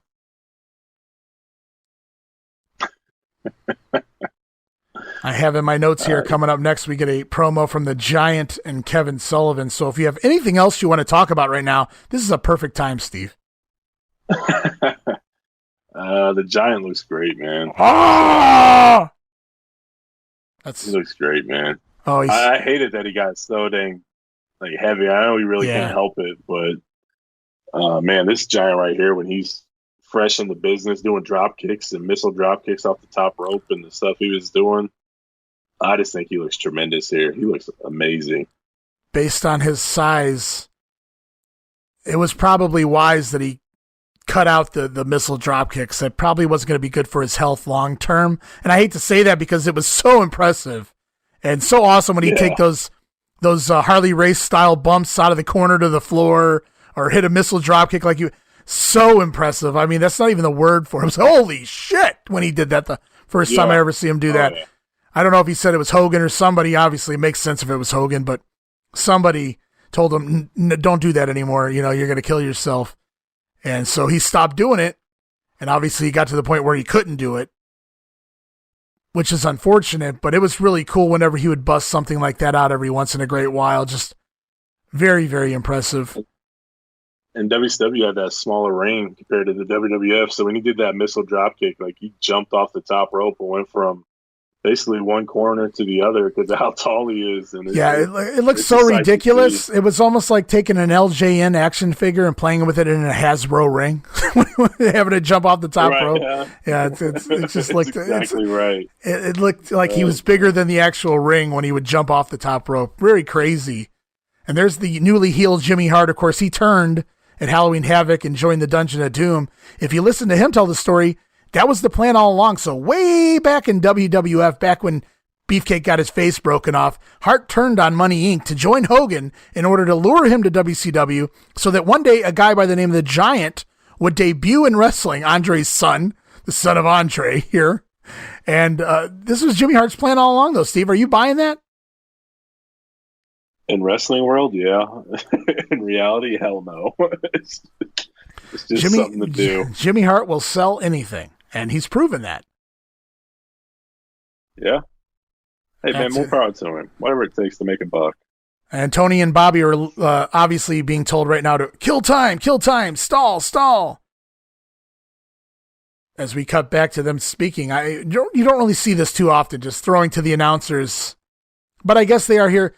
They're putting over Starrcade. And if you listen to Sonny Ono, that brief moment he spoke, he did mention something about making a deal to participate as part of Starrcade. And that was the best of 7 series we were talking about. And which it's 7 WCW guys taking on 7 New Japan guys in a best of 7 singles matches to see who's the World Cup champion or whatever the hell they called it. I can't really remember. That may have been it, though, World Cup. I'm not sure. I know that's what TNA called it when they did their tournament type deal with the different countries, but it's crazy. Like Starrcade's supposed to be WCW's WrestleMania, and they're like from 91 on, even 90. They had which one had the tournament? Both of them had tournament. 89. 89 was the Iron Man tournament, and 90 was the Pat O'Connor tournament. Yeah, and then 91 you had Battle Bowl. 92. You had Battle Bowl. 93, you finally had a decent show. And then 94, you had arguably the worst Starrcade of all time. And then 95, you go back to another gimmick. I need to apologize to my brother if he's listening too. I always say I conned him into it. I didn't really think I was conning him into it, but I did get him to pay half on that Starrcade 94. He was staying the night over at my house, and I kind of talked him into it. Man, would it be cool to see, Hogan and Beefcake, and no, it wouldn't be cool. No, not at all. But he did pay for half. So even though it wasn't my intentions were to con him, this many years later, I felt like I conned him. So I apologize. And we're ignoring the feud video here of Randy Savage and Luger. And basically, the story goes, Luger shows up in WCW, fresh off his WWF run. Savage doesn't trust him from the beginning. He's warning Hogan. He's warning everyone, don't trust Luger. And what happens? Luger turns heel. So Savage is right. This is one instance where Savage's paranoia pays off. And another part of the story is, you guys might notice, I think it's his left arm. Is it his left arm, Steve? I'm pretty sure. Savage, you'll see, has a very well heavily bandaged up left elbow and tricep area. That's because he's torn his tricep, but he's continued to wrestle. He took 1 week off outside of that. And that was what we were referring to at the beginning of the pay-per-view, where Hogan claims that Meltzer lied to everyone that it's been a ruse. There's nothing wrong with Savage's arm. He's only been having shitty matches that have been going anywhere from between 2 and 5 minutes, and he hasn't been able to use his arm, and it's been bandaged up. But apparently, it was all a ruse. They tricked us all along. It was Hogan and Savage's plan, and yet they continue to fool us because Savage comes out here, I believe for this match, still taped up because he refuses to take time off to go get surgery, and we'll find out why by the end of this pay-per-view. But Hogan's full of shit. I don't know how they can sell us that. It would be a better story to say that, yeah, he's working hurt. He's a macho man, and he's still, coming out here and doing what he's got to do. and look at him fight through the pain. No, but instead they give us they feed us this line of bullshit that his arm's 100%. It's perfectly fine when you can see, Ray Charles and Stevie Wonder combined can see that Savage is hurting here. They almost pointed it out to everyone by saying that it's fine when you see him come out here. I'm sure it's taped up, and I'm sure this match is not pretty, if I remember correctly, and I don't think it goes all that long, and I can't really complain about that because Lex Luger, since he's been back here in WCW, has been nothing short of dreadful in the ring. Yeah, he hasn't been very good at all, and I'm sure this match is not very good at all either. The Macho is definitely injured. You can clearly tell he's working a completely different style than what we're accustomed to, and it's for one reason. Like, that arm dangles in almost every single one of his matches. Well, you can see him holding it close to his body right there. There's not even any movement in the arm right now. Yeah. Let's listen up to Mach. Let's hear what he has to say. My term and the total package. Lex Luger is gonna find out that the Macho Man is the total package. I'm gonna get ya. World War III happens in just a few seconds in that ring over there. Can I play the devil's advocate, Randy Savage? I have certainly got to point out to you, the world knows about it. You've got a problem with that arm. How is that going to affect you tonight? You can't do it on guts alone. I say I'm 1,000,000%. That is better than 100%. 1,000,000%? 1,000,000%. I am the type of person that doesn't talk negative.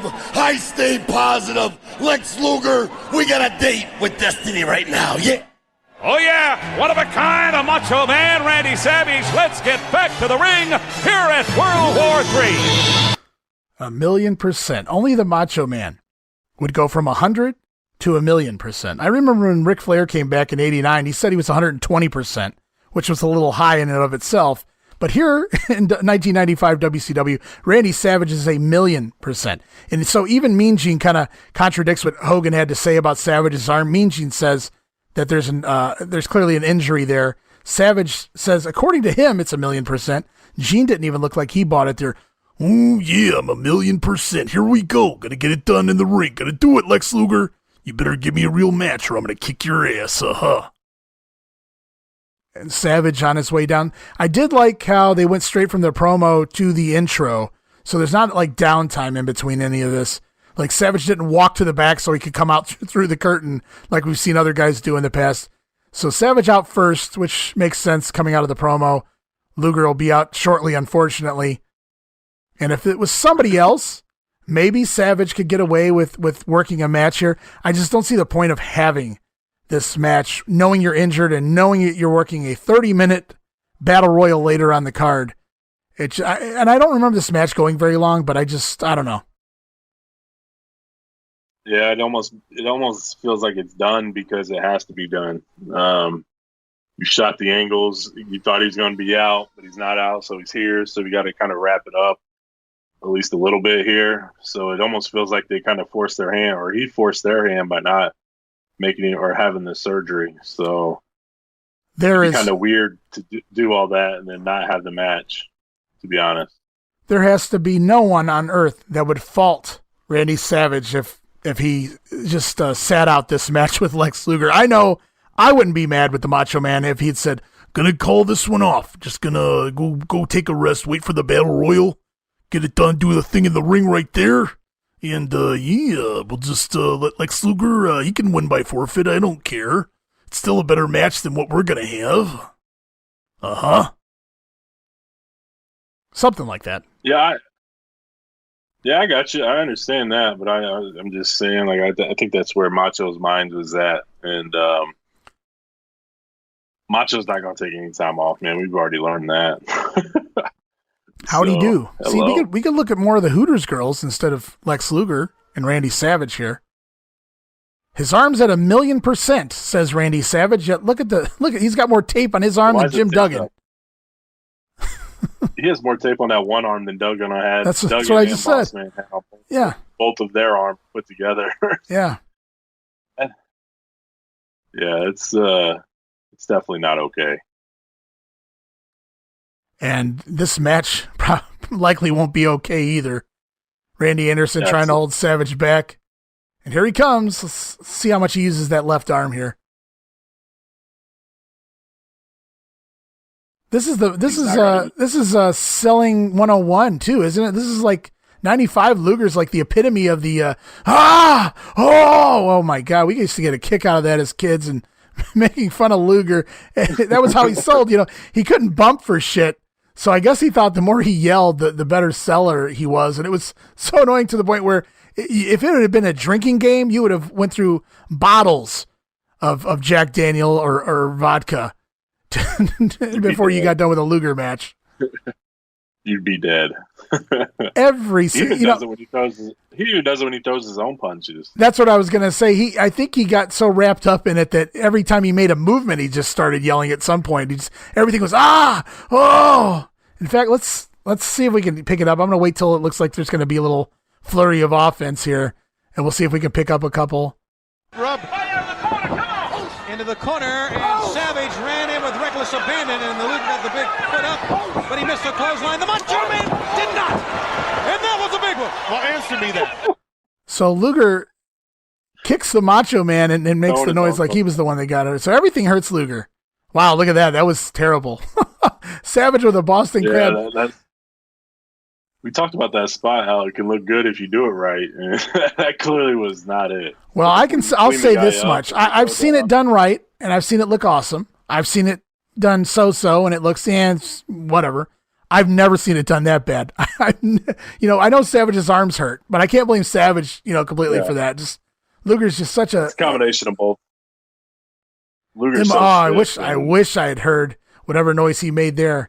Let's see what Luger has to say outside the ring. Into the ring steps, into the pole, into the railing. That's what he wants. He wants to hurt Lex Luger. I know, but he's also got this battle hit him again coming up. 60 WCW superstars. And with a man. It just got so comical here at this point in his career where every single punch, every single move, he was just yelling. He would get Irish whipped and just yell.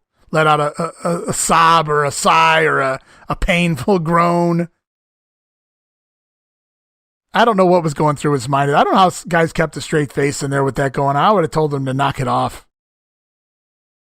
It's like Serena Williams playing tennis. When she's losing, she grunts and gets louder and louder, try to throw her opponent off.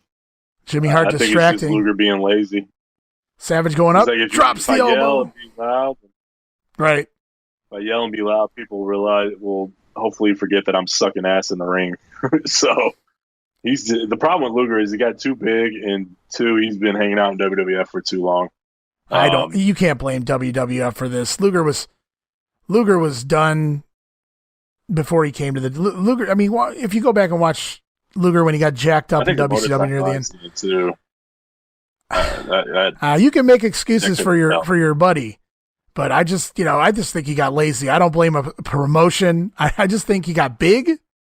Then he came to the WWF, and I think he tried, and he just sucked. Was the issue there? Because he was doing things that it was just they just weren't getting over. Of course, he blew his big run there in '93 with a piss poor attitude. But I don't know, man. I'm gonna do it. I think he was just checked out, to be honest with you. I didn't mind his title run in '91. It wasn't the worst. It wasn't very good, but when his contract ran out and he decided to stay at home and just then leave altogether and finish up with Super Brawl, that match was horrible. With Sting. And he had ballooned up. He got really jacked too by that point. Here we go. Torture rack on the floor. He's getting ready for WBF there. He's ready to win a bodybuilding title. And as Luger has the torture rack applied on the floor, we'll do a timestamp check real quick for everyone because we haven't done that yet. We're at 1 hour and 26 minutes and 20, 21, 22, 23. And he drops Savage on the floor. Randy Anderson looks like he's restarting the count. Savage is out on the floor from the torture rack, but Luger's going back out to get him. Savage did wind up hitting that elbow a little bit ago there, but Jimmy Hart had the referee distracted. Right. Yeah, so We're only like I think 5 that's minutes the biggest- into this match, and it's I don't, I wouldn't say it dragged, but it's not been good. I think the biggest problem for Luger, and since we're about to wrap up here, I think the biggest issue with Luger is he got way too big for his own good. And then when Vince started throwing money at him the way he did, I'm sure he realized, okay, I don't have to do nothing to get paid. My body's going to take me where I want to go. And he stopped caring. Step I over agree with you 100% armbar. there. And remember, this arm's not injured, but he does a step over armbar, gets the win. Obviously, Savage didn't submit, however. He's knocked out cold from a torture rack. Or was he knocked out from the post shot before he was put in the torture rack? I'm not really sure. Hard telling. He's just knocked out. Yeah. Savage always sold this spot so great, man. When he was knocked out, he was he out. sold it so good. Yeah. Yeah, he was awesome. And now Macho. We're getting a little reverse play here because it was Sting who had the Scorpion Deathlock on Ric Flair on an episode of Nitro, and it was Luger who got him to break the hold by coming in and whispering to him. And now the roles are reversed here as Luger has the armbar applied on Savage, and it's Sting who comes out and gets him to break the hold. Luger the heel with Jimmy Hart. This is such a weird dynamic. Sting checking on the Macho Man, but he's best friends with Lex Luger. So it's just such a weird dynamic, very different. If they'd ever actually knew where they were going with this and it made sense, it might have been good, but there's really never a payoff. No, the NWO came and everything just stopped, and it's unfortunate because they keep this going somehow for months. And yeah, I think they kept it going for months because they didn't know where the hell they were going. So I don't know if there ever really was going to be a payoff, to be honest with you. Yeah, I don't know, but I felt like though it was still intriguing. They built it up, and I agree with you. I don't think they had any idea where they wanted to go or how it was going to end. But you're telling I never me really lost interest in it. As this match went 5.5 minutes, I just looked up the results online. This match went about 5.5 minutes. It really was a nothing match. You're risking injury. You know you're going back out here with that elbow for 30 minutes later on tonight. You're working the whole battle royal. Couldn't they have just cut right to the finish, had Luger come out, attack him in the aisle, rack him in the aisle, throw him in the ring and do the armbar and just call it quits? Couldn't we have done that? But Savage wanted to go out fighting, I guess. Just hindsight. Something to think about, I guess. I just feel like this entire run with Savage's injury, there's so many times he's done things that are just unnecessary. Matches with guys like Ming on Nitro with a torn tricep. It just seems pointless.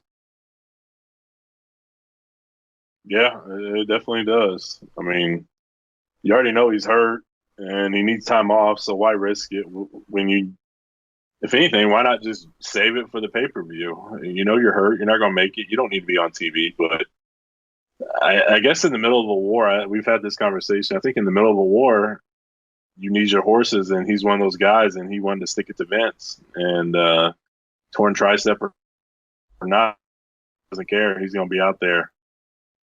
And he's wired differently, my man. We all know that. So yeah, definitely. Doesn't mean he's smarter. He's just he is what he is, or he was what he was, I should say. And God love him. I'd like to commend WCW for showing the entire feud recap of the Flair and Sting feud, but 50% of this recap has been about the Flair and Arn Anderson feud, and you would think that they would want you to forget all about that because none of this makes any sense. So the one time that they actually do show a feud recap, and a really good one because they're showing everything, the one time they show it is the one time they probably shouldn't have shown it and reminded everyone how dumb this entire storyline was before they actually turned on Sting here as we're watching right now. And I do love how Ric Flair tagged in, bounced off the ropes, strutted over and punched Sting in the face. Just another classic moment from Ric Flair. I've never noticed this until right now is Arn Anderson runs over to get close to Flair to like hit him, just to kind of give you the idea that he's going to, and then he nails Sting. So I never really noticed Arn in that situation. I always just watch Flair because he comes in strutting, being stupid. But Arn runs over and acts like he's going to get hit. And I here's actually like these graphics here. I know they're not. I know they're not very good for. They're not very good for today's standard. But it's the different. '95, It's something different. I remember that too. The cartoon looking graphics. I haven't seen this since comic book, yeah. well over 20 years. But yeah, I remember when I saw this. I was like, oh, that was different. And we're going to get the match. We just saw clips from their last match. I'm glad they mentioned this is a return match and instead of trying to sell this as like a big deal in by itself, because we did get the match with Sting and Flair on Nitro just within the last couple of weeks, I believe.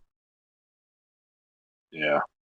Flair making his way out. Nitro's only been on for what, 6-7 weeks at this point. So I mean, they fought twice in a 7-week span. This is the third time. Oh no, it's been on. Oh no, it's been on longer than that. 4, 8, maybe 12 weeks. This is the end of November, so 3 months. So Nitro's probably been on a good, roughly 12 weeks. But yeah, in those 12 weeks, they've already wrestled each other twice on Nitro, and now here on the pay-per-view. So this is. I felt like this show, and I hate to call matches like Flair and Sting a throwaway, but I felt like this entire undercard was a throwaway. It was like, well, we'll give them a little bit of this and a little bit of that, but really we're just trying to get to that battle royal. It was the whole thing. And Bischoff had mentioned on his podcast before, because I remember listening to at least part of this podcast, not maybe not the results of the show, but just the whole idea behind this. And really the whole idea was they knew they had to go to 12 pay-per-views. They wanted to put out something. It wasn't really a house show business anymore. The revenue was going to be made in things like this here, TV and pay-per-view. And so they knew they needed to catch a gimmick, so to speak, on some of these pay-per-views. So some people think the Battle Royal was created for the heavyweight title, but the truth really is this was planned long before they decided to add the heavyweight title as more of an incentive to watch it. And that was because they knew they needed gimmicks to make each pay-per-view stand out a little bit from one another, so that every single one of them wasn't Super Brawl or Slamboree or whatever you want to call it. Now, obviously, that makes sense. Now, obviously, a lot of pay-per-views do wind up, other than maybe some of the maybe a Bash of the Beach was in the beach, or Road Wild was at a motorcycle rally, Harley rally or whatever. But it's in Sturgis. But it's still, most of the shows, most of the pay-per-views do still wind up just being your ordinary show as far as match type goes. There's only so much you can do. And so this was something different, though, and I'll give them that much. Yeah, just look at WWE now. Build around a couple matches, it's but yeah, I like this idea, and I do remember reading in the Observer too from the Melts that people in WWF were worried about the Rumble because it's coming up in 2 months, and they just had this big battle royal here, so they're just hoping they didn't like water down the market with the battle royal gimmick. So you got twice as many guys here and 3 times the ring, so you can figure that the dynamic. I mean, if you, I guess I could understand them thinking in that way, but this is obviously a completely different fan base, I think, to a degree, as we've seen since Raw and Nitro started going up against each other. Raw's kind of holding roughly what the ratings were before Nitro ever came on TV. So I think they have their own fan base to a degree. I mean, I was a fan of both. I watched both. So it was a little, I'm sure there was a lot of people that did that too. So I was going to watch World War III and the Royal Rumble. So it really didn't make a difference there, but I get what they were thinking, and that, not everybody bought every pay-per-view or got every pay-per-view. So, everybody just watched this 60-man show here in November, 2 months later, the Royal Rumble. Completely different dynamic, completely different roster, though. I'd be curious to see what the buy rate was. I don't know that WCW's buy rates were really doing anything up against Vince, though Vince had some pretty bad ones here, especially with once the In Your Houses and things started going. 1995 was not exactly the greatest year of wrestling for the WWF pay-per-views. For anybody, to be honest with you. Wrestling was definitely down in 95. And the pay-per-view is no different. No, but the Monday Night War did light a fire, and certainly Flair gyrating. got a couple guys to jump up. And that woman right behind him damn near passed out. She's like holding her heart. So Flair's still the man. And this is, if I remember correctly, this match, it's like the fire that their early matches had, they really didn't have here in the mid and late 90 matches, but there was still nothing wrong with the matches. They were you were just going to get good matches. And I hate to make that even sound bad, but this wasn't, I don't think that this is, going to wind up being a classic, but I'm also betting at the same time, there's absolutely nothing wrong with the match. As Flair now ends up in the third ring. He's been in all three now, just running away from Sting, calling him, what the hell's well, I remember the storyline here with Sherry and Robert Parker. She hit her head and fell in love with him or something along those lines. But this just seems like the oddest match to bring them out in. Like they have nothing. Makes sense. It's probably the longest match on the show. So, I mean, you send them out there for those other ones. I mean, it's only 8-9 minutes. This one's probably going to be the longest outside of the Battle Royal. So, well, how long are you going to use them for, though? A 30-second spot? You could have done this in based on the way Bischoff shits all over the undercard matches on Nitro. You would have figured he would have had no problem putting him out there during the Johnny B. Bad match or the Chris Benoit match. I mean, a 10-minute match, that's plenty enough time to bring these guys out and do whatever the hell they just did. I don't understand the point in general. Like, why do they need to be on this pay-per-view? They're not prominently featured on Nitro.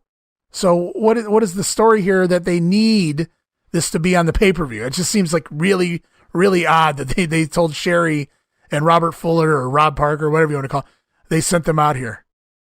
Just seems really odd. Like, we're in the middle of the Sting-Flair feud.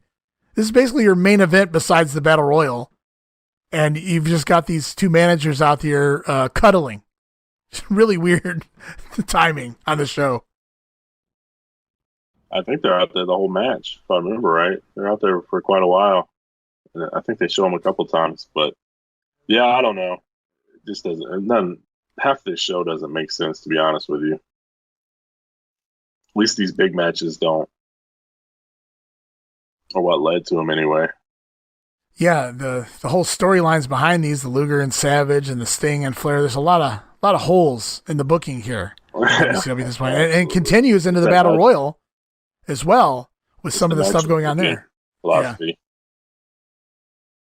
Yeah. And these guys, these two, at the wall and hopefully it works. Look how quick these kip-ups are by Sting. Wow. That was really impressive. Effortless. I don't know that I've seen a faster kip-up than that. And Flair is starting to take his bumps early on. There's the press.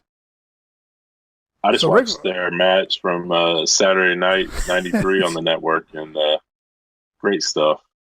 Back to the middle ring. Flair is making sure everyone's going to get their money's worth in his match anyway, as he's been in every ring so far. He's made sure everyone in the Sting misses a stinger splash against the railing. Fun spot there, and somebody's coat went flying. He loves that spot. He does it all the time. The blonde slowly fading away from Sting. Sting slowly changing that look. Ric Flair, he wouldn't dare show a root. But Sting's growing his hair out. Nick Patrick, referee. At least I know this right. I had no idea who that mullet referee was from earlier on the pay-per-view. I don't remember seeing him before. Not sure. Yeah, I couldn't tell you.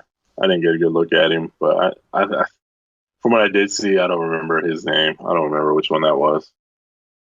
Kind of odd. Flair's not really going after Sting here, capitalizing on Sting missing that splash. That was a good spot, missing the stinger splash up against the railing there.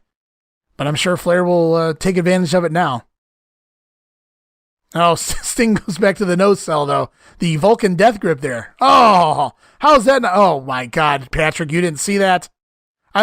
I love that he gave him that blatant low blow as Patrick was looking down at the choke. And then as soon as he low blows him, Patrick looks over at Sting and warns him not to choke so that he missed the low blow that he just saw. So at least they're trying. Excellent refereeing there. It's better than what we get out of Nick Patrick next year at World War III. Oh, don't remind me. I think it's next year. I don't even want to think about all that nonsense. With Jericho, I'm pretty sure it's next year. I could be wrong though. Maybe 97. I don't know. They all run together. There's Parker and Sherry. They pulled up seats in the old retro 1980s WWF interview area, the stage. I don't know what made WCW think to do that. Here. What's up? They wanted to see the best match on the card. That's what it is. Oh, so it's like he's taking her out to the movies, but they're already there, so he doesn't really have to spend a penny. That makes sense. Exactly. It's their date, and they're going to watch Flair and Sting here. Best match on the card. I don't know that Robert Fuller ever had to spend a penny to get a girl to go back home with him. All he had to do was show him the old human tripod, the old third leg there, the most legendary rod in wrestling history, and a knee drop by the Nature Boy.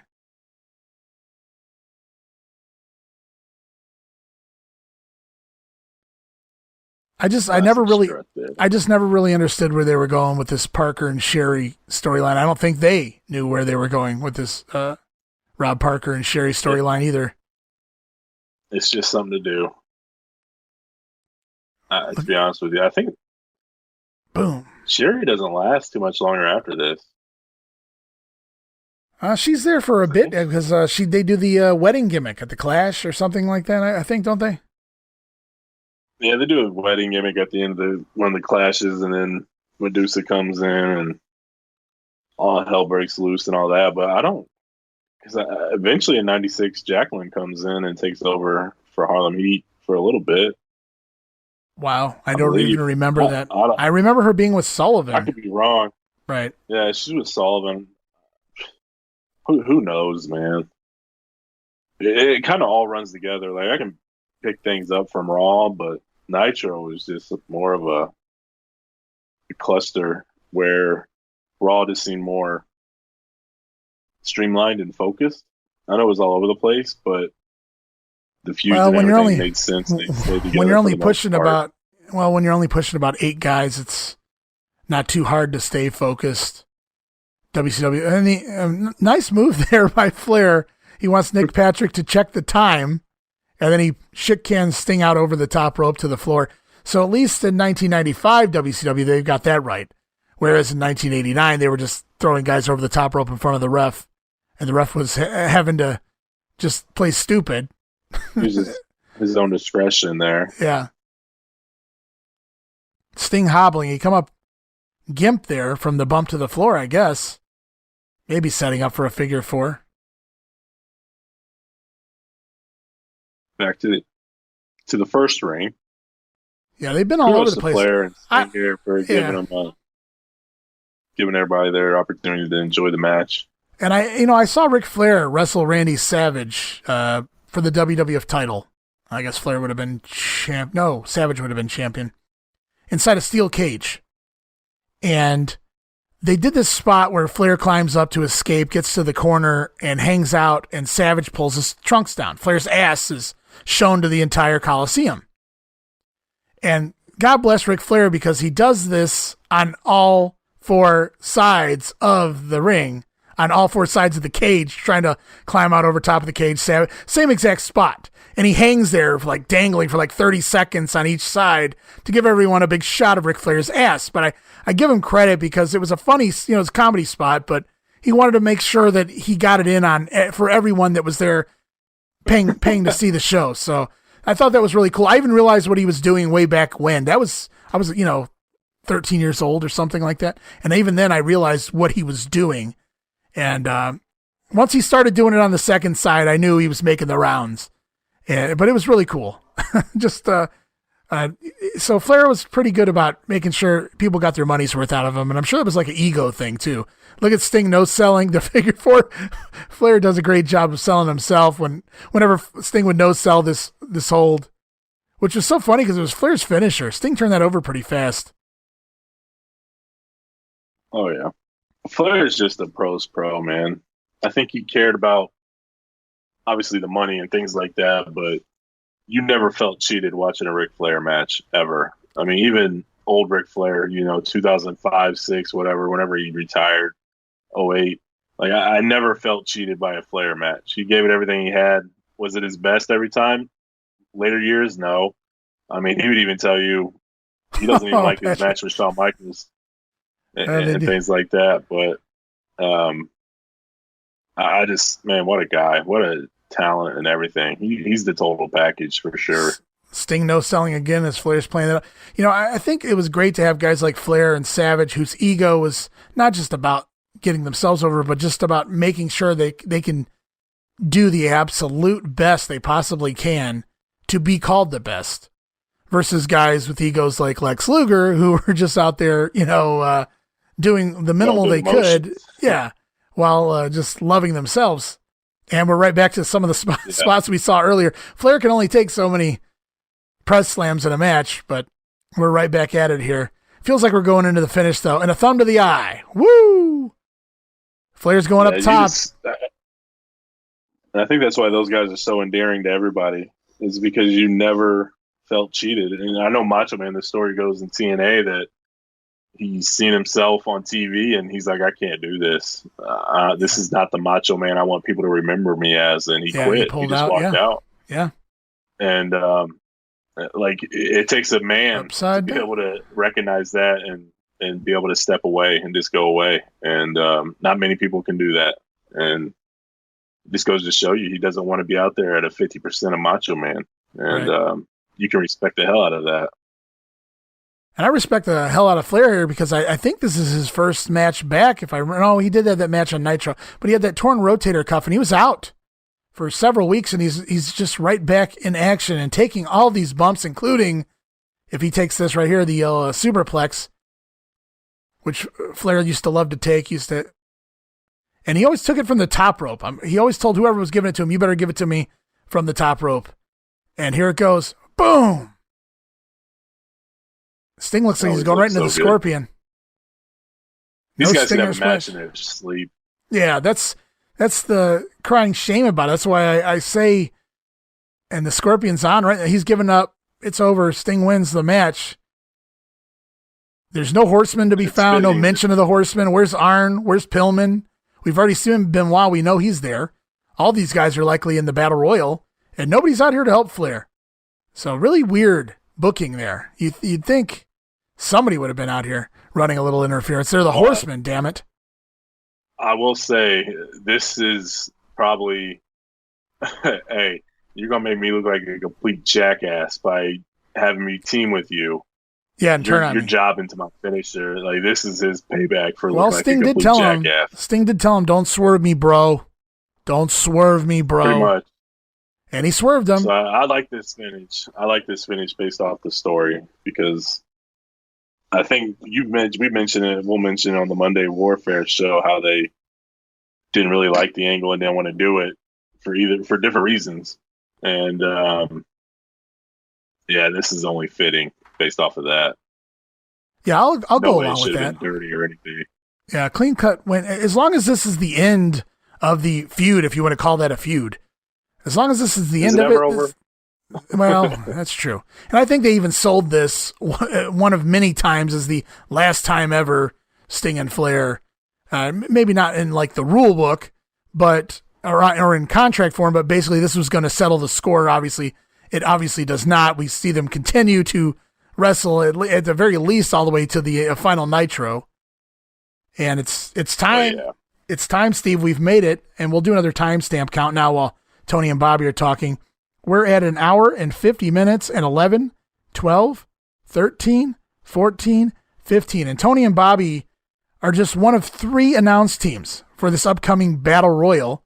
There's an announced team at each ring in order to call the action from their ring. And I believe they're going to, I don't know if they do it here or they do it here in a little bit, but we're going to go to the other rings and see the other announced teams. I know one of them is Eric Bischoff and Duthy Rose, baby. So I'm feel that very entertaining, if you will.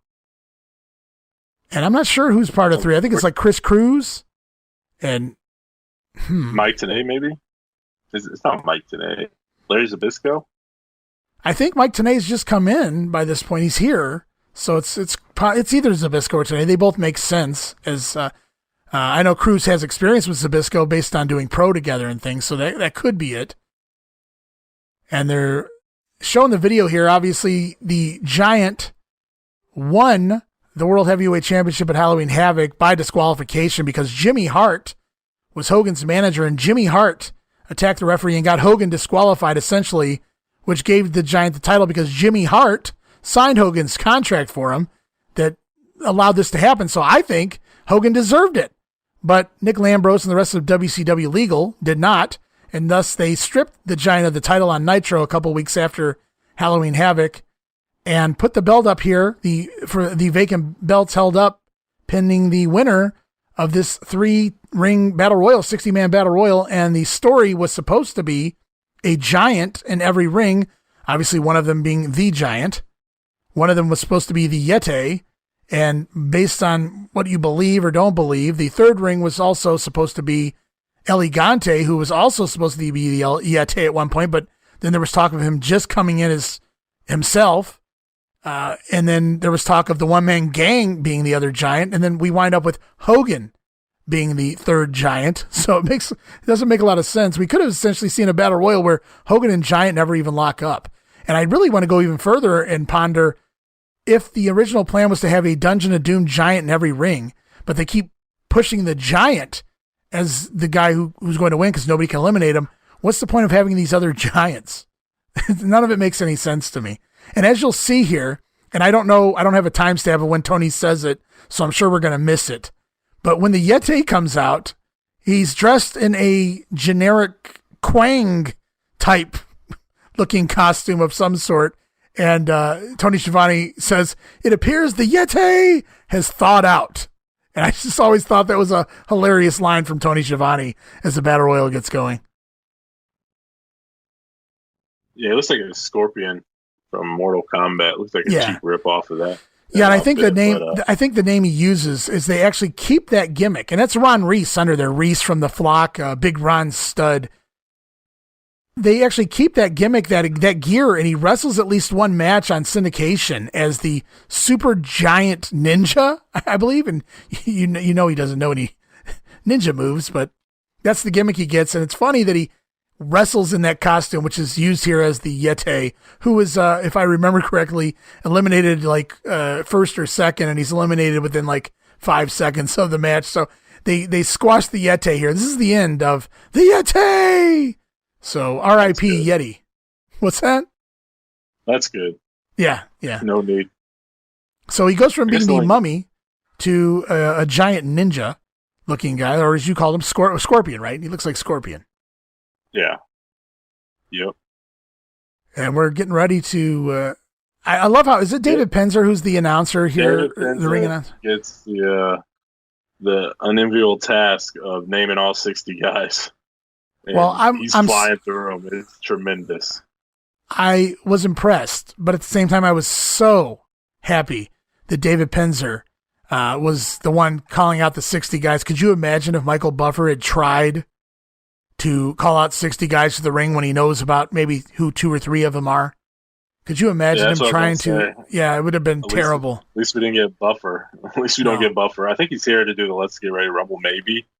But Penzer does the name, so I don't even know if Buffer's on here. I can't remember. It's been a while. Yeah, he is. He does the Let's Get Ready to Rumble portion, I believe. But that was what I was going to say was I don't think we had seen him up until this point. If we had, I tuned him out. So when I heard Penzer way back when watching this live, I was excited. I was like, yes, he's not doing the damned, but yeah, I know he does it because he points out how much they weigh, like the total combined weight or whatever of the nearly whatever, a quarter of whatever the hell. I don't really remember how he words it, but yeah, Buffer's definitely there now that I think about it. Hogan still hasn't been able to grow that mustache back in, by the way. So he gets 2 promos on this pay-per-view. It's getting there. It's coming in. And this is it. I think following this Hogan promo, we go right into the introductions. And what's funny is that Hulk Hogan, instead of going to the ring like Randy Savage did following his promo, Hogan actually goes to the back to make sure he's the last one announced. Classic Hulk Hogan. I think we should pick up Penzer doing the names. Well, I was going to have fun with the names, but we'll do that. Brother. Yeah, I don't understand the point. It was like the first promo wasn't really a promo, dude. It was more about just shitting on Meltzer for whatever reason. And it didn't even make sense. Some of it didn't even make sense because Meltzer didn't even say some of the things he claims he said. And then the other half were true. So everything he said about Meltzer was honestly, in this particular instance, wrong. And now this is just your typical Hogan promo. This is the brother promo, the brother I'm going to win it brother promo. They're just killing time. Yeah, they're getting everything ready. Yeah, getting it all warmed up. And I guess I don't think they threw it to the other rings yet, so we might still wind up doing that too before we get the introductions. Brr, dude, stinky rotten giant brother, dude. Call the hotline. Call the hotline, brother. It's a decent pop here in Virginia compared to other places. There's that scope stealing again. Okay, here we are. There's the belt. It's Heenan and Shivani. This is where we're going to throw to the different rings, I suppose. What a beautiful belt. Hogan's name is still on there. So the Giant won the belt. It's been vacated, yet Hulk Hogan's name is still on there because they know it's only a matter of time before it goes back to Hulk Hogan. And so why bother change the nameplate? How pathetic. Why not at least like remove the nameplate if you're going to do this here, show it up on the screen? It would have been terrible if Hogan had won this. There's Bischoff and Duff Day. Duff the roll with Mac and Dream, baby. He hasn't quite made it to the the 3-man pay-per-view booth yet with Tony and Bobby. It's coming. But they need him here for tonight, and that's okay. That's how I like my Dusty commentary, in short doses. It works. As long as he wasn't calling Nitro every week, it was okay. There you go. He just said this is the greatest pay-per-view of all time. And he was a hell of a shill. He could sell anything. And, that sounds like Tony. I'm with. That's something Tony writes. This is the greatest pay-per-view in the history of pay-per-views. And I agree, but he can really get a big match feel going. He can make you feel it. And this is perfect for him. Chris Cruz, Larry Zbyszko. Cruz looks like a news reporter. He even sounds like one. I enjoy Chris Cruz, though. I thought he was pretty solid. I was really okay with Cruz. You know, Cruz works his little heel gimmick on Facebook, and it's hard to pick out what's real and what's not based on his response to people. But I've kind of called him out on some things he said 2 or 3 times, and I don't know. He basically says this is a work without telling me it's a work, like for me to calm down. I don't get into arguments with him, but just sometimes he steps over that line with certain things, and I go, dude, that's not really cool. And he'll kind of basically give me a little nudge, like, it's a work, dude. Don't worry. Oh, here we go. All right, we'll start listening. Alex Wright from the Nasty Boys, Brian Knobs. Mario Brother Ricky Santana. The British Heavyweight Champion Squire David Taylor. Scott Armstrong. Sting. Jumpin' Joey Maggs. Joey Maggs making a pay-per-view. Pistol Pez Whatley. The Disco Inferno. Ming. From Harlem Heat, Stevie Ray. Mark Starr. Sergeant Buddy Lee Parker. Lieutenant James Earl. Dwayne Bruce lives. Total package. Lex Luger. Eddie Guerrero. Cobra. Do. Mr. Wonderful. Chris Canyon. Bobby Walker. Earl Robert Eaton. Crippler Chris Benoit. Macho Man Randy Savage. Marcus Bagwell. The Yeti. Oh, man. Kurosawa. Look at Kurosawa holding shit up. From the Dungeon of Doom, Hugh Morris. Zodiac. The King Wall Street. Diamond Ellis Page. Scott Flash Norton. Flying Brian. Sergeant Craig Pitbull Pittman. The One-Man Gang. Super Assassin number 2. Jay Barbarian. Bunkhouse Buck. Kensuke Sasaki. Mike Winner. 500 pounds sharp. Steve Armstrong. Road Warrior Hawk. Dave Sullivan. Scotty Riggs. Johnny B. Bad. Black Bart. Train Bart. A janitor. Lord Steven Regal. Dirty Dick Slater. Max Muscle. Super Assassin 1. Warlord. Mario Brother Fidel. The Taskmaster. Nasty Boy Sam. Nasty baby. Hacksaw Chip Duggan. From Harlem Heat Team. Big Bubba Rogers. Major Boy Ric Flair. And the 60th man is Hulk Hogan. Yeah, and because Hulk Hogan needs to be the last one introduced instead of the first one, made sense. He was already out there, but no, he's got to get that big introduction. earned his money. I thought it was funny that Ric Flair came out right before Hogan. For anyone curious, the Super Assassins were the Warlord and the Barbarian, the Powers of Pain. They had been hired here, but Bischoff didn't want to use them as the Powers of Pain or as their WWF characters. So they wind up... I never knew that. Yeah, until recently. Yeah, they wind up doing the Super Assassins gimmick. And I realized that I don't know if this is their first match, but this is the first time I remember seeing them when I saw them in this. So had they had a match, it was likely just on something I wasn't watching at that point. Maybe, like I said, a main event. Or I did skip a worldwide here and there, or a main event, or a pro now and then. Look at Regal's face. I love Regal's mannerisms during this introduction. He's just all like, oh, look at all these filthy toe rags. Black Bart touching me. Black Bart getting the big train Bart. This is the first time I saw Big Train Bart too. I was like, I knew that was Black Bart immediately, and I remember my cousin being over for this pay-per-view, and we were having a good laugh that he was dressed like this train conductor from the 1800s. It's comical job guy. That was just Dusty probably getting his buddy a job. Dusty had always been high on Black Bart, tried to find him a job anytime he could. I remember the Desperados gimmick with Black Bart and those guys in 91. And then even going back to when Dusty first got the book in Crockett, he brought Black Bart over there for a while. Here we go. 60 men, 20 guys in every ring. The story is the Yetis in one ring, the Giants in one ring, and Hulk Hogan is in a ring. And the rules we find out way later in this match, we finally find the rules to this match is once a ring gets down to 10 guys, they have to move over to the middle ring, as the Yeti has already been eliminated. Which ring was he even in? Oh, there he is. He's up in the upper right. Yeah, he's already gone. Right. And I remember Mike Winter and the Yeti are the first two guys.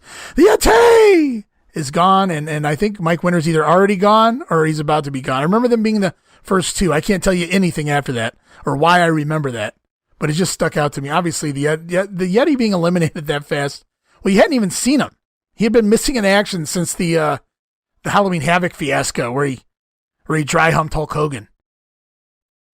He's still out there. Yeah, I think he beats up on Mike Winter or something before he leaves, something like that.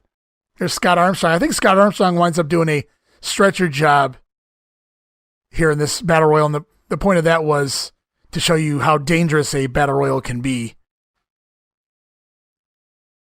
The WWF Great did selling that. there. Look at, is that James Earl Wright up there being choked out by the Giant? I think that's Bruce.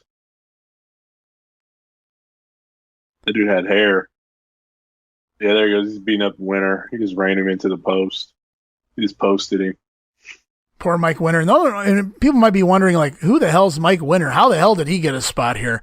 Winter would pop up in WCW every once in a while here in the early and mid-90s. I think he was a trainer or had something to do with the power plant, and that's how Pez Whatley's in here. Not that Pez didn't deserve a spot here anyway. I mean, he worked in the business forever. But that's Steve how Armstrong. He's out. Yeah, there goes Steve, the wild-eyed Southern boy. R.I.P. Tracy Smothers. And the Yeti doing his karate stance. Now the Yetis went from a mummy. Remember when he's walking around with his hands out like a 1920s horror film? He went from a mummy to doing some like ninja-like moves. I hate to even call it that. Look at Pittman just hanging out on the ropes there. Yeah, is that Bruce again? I can't tell. Could you imagine just let him go? Just let Goodbye. him go. Fall backwards. Sarge. That's who they refer to as Sarge. That's who Goldberg credits for basically helping him. I would never take credit for helping Goldberg learn to wrestle, but that's pretty cool still. Oh, yeah. Oh, there goes Orndorff. Nope. He sure as hell ain't skinning the cat. So Luger's down and out on the outside. The Horsemen beat him up. Luger goes up to check on him, and then Knobbs jumps on Luger. Well, what I remember is Luger spends as much time out of the ring as he does in the ring here, probably for the best. And no shocker that it's Lex Luger doing that, of all the people in this match. 60 guys, and it's Lex Luger trying to figure out ways to hide out on the outside of the ring. Why not? There's your boy Disco. Okay, it's Disco who is laid out outside. Hell, I don't know what the heck's going on. This is a cluster here when you got so many people. You can't even really pick up or process what the hell's going on. You know, and I'll say this much for this Battle Royal. I enjoyed it when I watched it. I was all over it. I remember, you know, and this is the mark I was back then, people. Sorry, we didn't have smartphones and computers were in their infancy, at least to be in everyone's household. Not everyone had a computer back then. And you didn't have access to all this type of stuff. And there weren't a million things you can do now that you can do then. So I remember recording this and going back and trying to figure out the order of elimination. All 60 guys. And you miss a couple, so you got to go back and kind of try to figure out when they went out and how they went out. So it was just something to do, and it was kind of fun to just look into, oh, this guy went out. And then, you know, I don't have that list anymore. But it was, I remember doing that. And I'll say this much, you know, everybody shits all over this 3-camera setup. What else are you going to do? And I remember, you know, bitching about it when it got started, but by the time you get this far into it, what else are you going to do? And then so many people enjoyed what they did in the later World War IIIs, where they just kind of cut from ring to ring with a single camera shot. You can see it a lot better, but I hated it. This was my favorite World War III, not because of some of the finishes and the other ones were... I think every finish in every one of these World War IIIs were awful. But yeah, I enjoyed this one more because I was, as a fan, all I wanted to see was everything. So I wanted to see those dark matches. When those pre-shows were on, I thought, you know, it was like in my glory, like watching in the background as a match is going on. Like I get to see something that maybe not everybody's seeing. And so being able to watch all of this was really cool to me versus just being able to see one ring better. I was just more of, I wanted everything, you know what I mean? So this, to me, was the best World War III camera production-wise. Even if everyone shits on it because they can't really see anything, you just got to look around and squint, I guess. I hated the other one. You missed so much more elimination-wise than you do here in this one. Yeah, I know Meltzer craps on us. That's probably why everybody else does, too. But, yeah, it's tough to see what's going on. But also, I think another issue that you're having here that they did is a lot of guys went under the ropes, through the ropes, and things like that, so they're not necessarily eliminated. And it confuses the hell out of you. So if you're outside, you see like 5 or 6 guys on the outside, like Sting and Arn and Flair are on the outside beating the hell out of each other as soon as this match started. And that stuff should have saved for a little bit later. Because it's just confusing. You're like, are they eliminated? Are they in? What's going on? And the commentary really has no idea what the hell's going on either. Right. So well, I'll tell you it what, made it more difficult to follow. We get a lot of State Patrol heat here. They were arguing on the way to the ring. Now they're arguing during the elimination. State Patrol just went out with Cobra. What a threesome. James Earl Jones, one of those, James Earl? James Earl? James Earl, right, Jones. Yeah.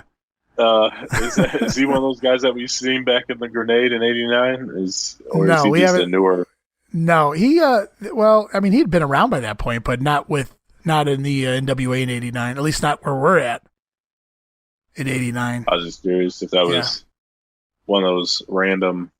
No, that's Dale Veazey, James Earl Wright, and he'd been around for quite a while. He was a jacked up jobber in the '80s. He was one of the more muscular job guys. We got Orndorff and Luger on the floor. Luger again on the floor. No shocker there.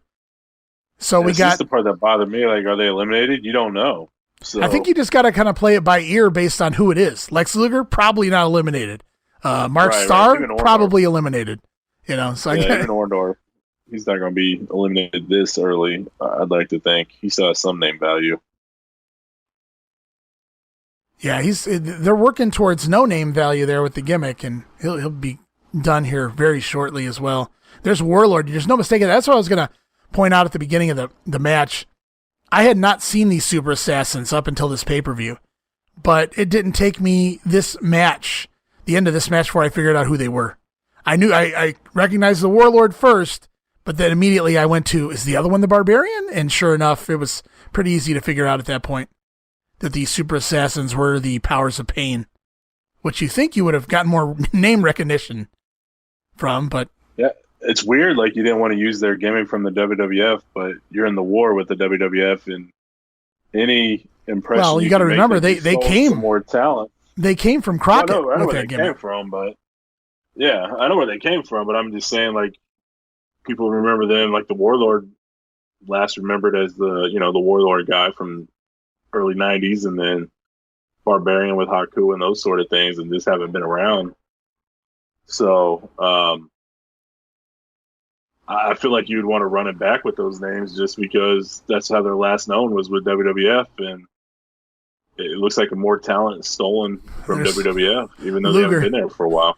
Luger's still on the floor. He's created his own fourth ring. A 4-ring battle royal featuring 20, 20, 19, and Lex Luger. That's right. And I'm sure maybe... Whoa, nice bump there by Chris Kanyon. Oh. I guess he's gone. That's a good bump. Kanyon was awesome, man. He was ahead of his time. You know, most people might remember Chris Kanyon and Mark Starr teaming up as that minute work gimmick, that underneath job team that sometimes got a win on syndication. But, you know, Mike Winter was also part of Minute Work, which I didn't even realize. I didn't remember that. Big Train Bart on the apron. But Mike Winter had teamed up with Mark Starr as part of Minute Work at one point as well. I think they were more of a heel team by that point. But it's just interesting the stuff that they did on those Disney tapings. But at least those guys, they gave those guys something. It's like you said, you were watching several promotions when you watched WCW. There's just like different tiers of wrestlers. You had the Nitro guys, later the Thunder guys, the Saturday Night guys, and even the Disney guys, really. Yeah, it's just crazy. And when you think about it, like, can you really fault anyone who's booking to remember everything that's going on every show and shit like that? Like, I just, there goes the Warlord. Luger backdrops Anderson on the floor. Anderson tried a pile driver out there. Lex Luger just hanging around outside. I mean, you can't get eliminated if you're on the floor. Well, story of the match. Well, I could see Bobby Heenan maybe selling that, but I'm not buying that bullshit. It's less work, less risk of injury, which you may also say is smart, but let's be honest here.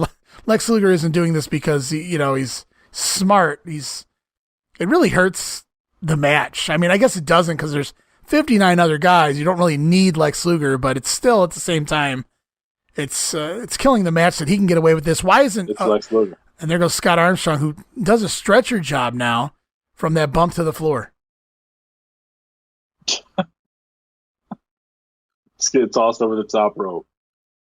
Okay. And they do pull out all the stops here in this battle royal. They try to work every gimmick you've ever seen in every battle royal other than the old hiding underneath the ring spot, which I'm surprised Luger probably didn't want to do it because didn't want to risk getting dirty or maybe the ring collapsing. Nice bump by Walker. Is that Bobby Walker? Pittman there. tossed him, yeah. Yeah. Ricky He Santana landed on the table with his head there. Ricky Santana back as a Barrio brother here. He got big. Yeah, not in the right way. Guerrero drop kicks Santana to the floor. Oh, awesome drop kick there. Eddie was awesome. Oh, there goes Stevie Ray. There goes Knobs. Sting held We didn't on. hold up Sting. You see him push Sting so he didn't fall. Sting can't go out. Not yet. Not yet. It's not your turn, buddy. Pistol Pez Watley's still in there. Shaska Watley. Hey, man, Big Bubba's hanging out on the apron there. He's been down there for a couple minutes now. He was working Hogan just a second ago, and now he's got Duggan. And they both, I was going to say, they both took all that tape off. There's no tape. Why wouldn't Duggan especially just got done taking his tape off right before it probably took Duggan most of the last 2 hours just to remove that tape. You're right. And he had to have help. There's no way he was doing that on his own, getting the scissors down from the elbow to the fist. We still got one of the Super Assassins in there. I don't know if that's Barbarian or Warlord. Yes, this is another reason why. There goes the other Super Assassin, thanks to the gang. So they're both out. Dick Slater still hanging in there. How often do you see Dick Slater hit Hulk Hogan? That's the reason I love this camera. And here I am 25 years later, and I'm still marking out because you just get all these dynamics you never get to see. There you go. Savage and Bobby Eaton up there in the upper right. How great is that? Yeah, and that was really my main argument why I enjoyed the three rings or the three cameras. I want to see all this. Airplane spin by Hulk Hogan. Dick Slater taking the bump to the floor. Wow. That was awesome. Now, see if they had been on the camera with the Giant there, what we would have missed, a Hulk Hogan airplane spin. You never would have believed it. See, Sting's been out there a lot too, man. Arn Anderson's been out there a lot. But if you notice, I haven't really paid attention to Sting out there, but Arn, man, Luger's going out there to get away from everyone. Arn's going out there to work spots with people. So Arn's just been working it on the floor versus Luger, who's just standing there and he's like, oh, don't come out here. Come on, man. I don't want to. Wow, Preston, pretty brave. Pretty brave to take a slam off the top rope to the middle of the ring there. I guess that was Regal. I don't think that was Dave Taylor. It looks like we got two cameras on the same ring right now, too, which is, I can see Orndorff and Hogan.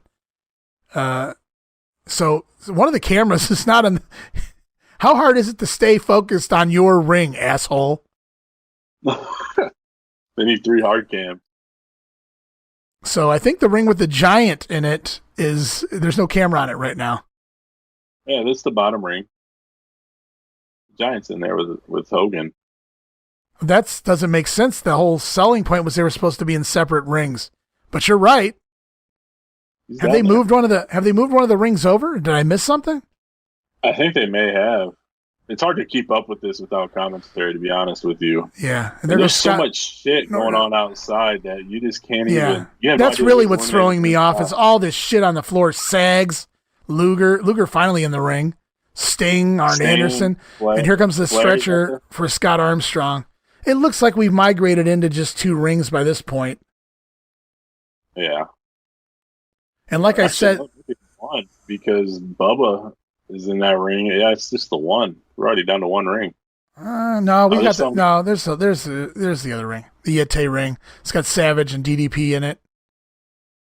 Yeah, that's the light ring. Actually, I'm surprised this ring hasn't moved over because it looks like there's less than 10 guys left in ring. I guess that's ring 3.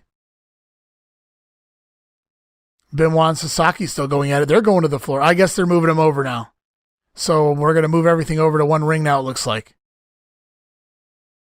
It's a cluster.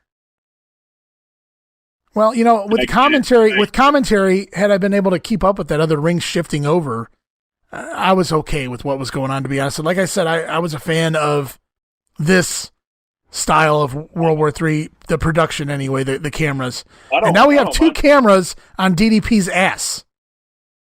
Yeah, I don't mind the 3 cameras. I actually prefer that, but I'm just saying, like, it's when you have 60 men in 3 rings, you don't need a bunch of people outside the ring.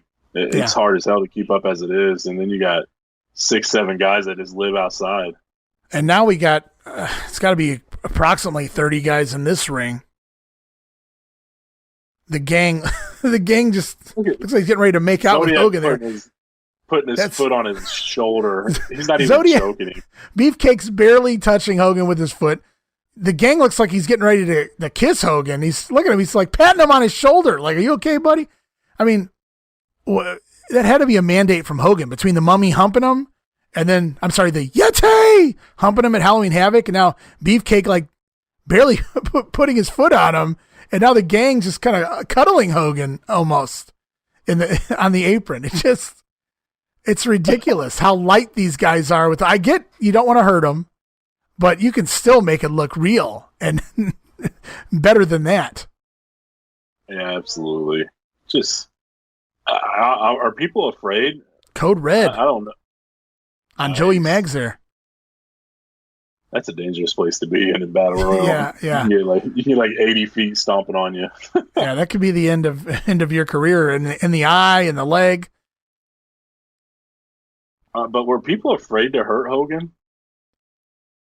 Yeah, I think to a degree they wanted to do business with Hogan. I think that would be the end of him if they had hurt him. You see how, especially in WCW, how gentle everyone appears to be with him to the point where it ruins the match because the match looks so phony. It's hard to even get into it. And I think that's why Hogan really feared working Vader and put it off for as long as he did before he finally agreed to work him. because they were supposed to work way before they actually did. You know, I just learned this, and I had never heard this before, and I guess probably because I really didn't die. I don't even know if this came from the Observer, to be honest with you.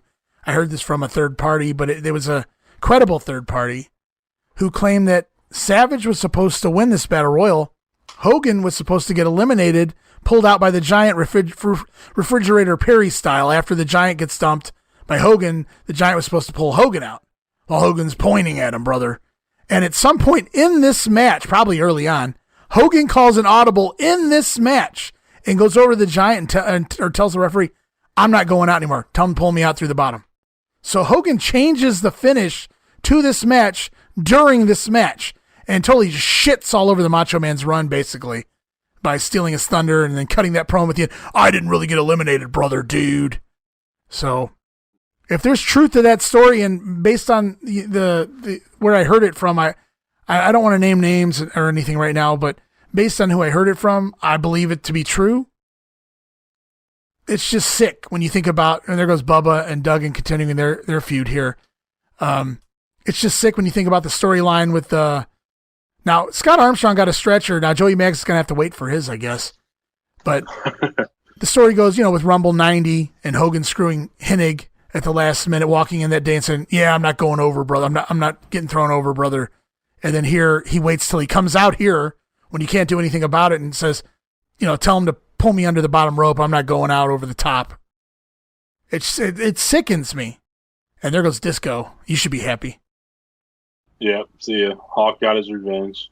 Luger's still working the floor. I was about to say Luger's still on the floor. But what do you make of that story with Hogan and changing the finish here? I'm not surprised. It's Hogan. And to be honest, like the aftermath, the promo, it always bothered me. It always pissed me off. Like, man, let the dude get his shine. You've always Regal. Oh, it was Taylor. You've always taken from him his WrestleMania 4 win. You're in there hot dog in a grandstand and doing all that crap. Let him enjoy his title. And Savage, that's the biggest problem, is that he was so big that he reached Hogan's level. To be honest with you, he was right there, and that was his biggest downfall. Is always being tied to Hogan, and hindsight is his biggest downfall. And it's always overshadowed his runs. I mean, I think he's only dropped the title to Flair or Hogan. I think that's it. He's never lost the belt to anyone else. Oh, the Dungeon of Doom going after the Giant there. So it's just unfortunate. I just wish one time Macho Man got a run where it wasn't overshadowed by Hogan. Right, and that's really, you're right, and it's sad here that Hogan basically steals Savage's thunder after this match, steals Warrior's thunder at the end of WrestleMania, just playing the sad guy who hands over the belt, and we get those production shots, which were clearly done on purpose, so that was planned out ahead of time. Sullivan gets tossed fairly early in the dungeon here. Makes sense, though. He's kind of the manager. We get all the other dungeon guys still out there. Yeah, I think Mania 6 fit. It was him passing the torch, and it just felt more authentic and natural. And I think the biggest part of that was Gorilla. I didn't mind the handing over of the belt. It was the sobbing, the slow motion ride to the back that was, I felt, there goes Regal. I felt he slid on everybody's sweat. Oh, disgusting. Yeah, it is. He probably has half the sweat down there. That dude sweats more than most. He's like that must have been the side Wall Street was eliminated on. All that sweat. He's Rotundo levels.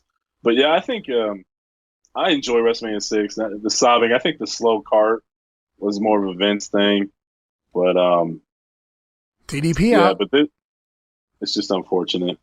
So we see these feuds. Okay. These guys are getting eliminated together. I didn't mean to switch subjects here, but we're kind of getting down to the nitty gritty, to quote Gorilla. Pittman took a nasty bump there. Wow. I think it's kind of interesting though that some of these guys that are locked in feuds are going out together. You see Bad go out with DDP. You've seen Bubba. Whoa, Benoit took a nasty. Was that Benoit? That was a nasty bump. That was yeah.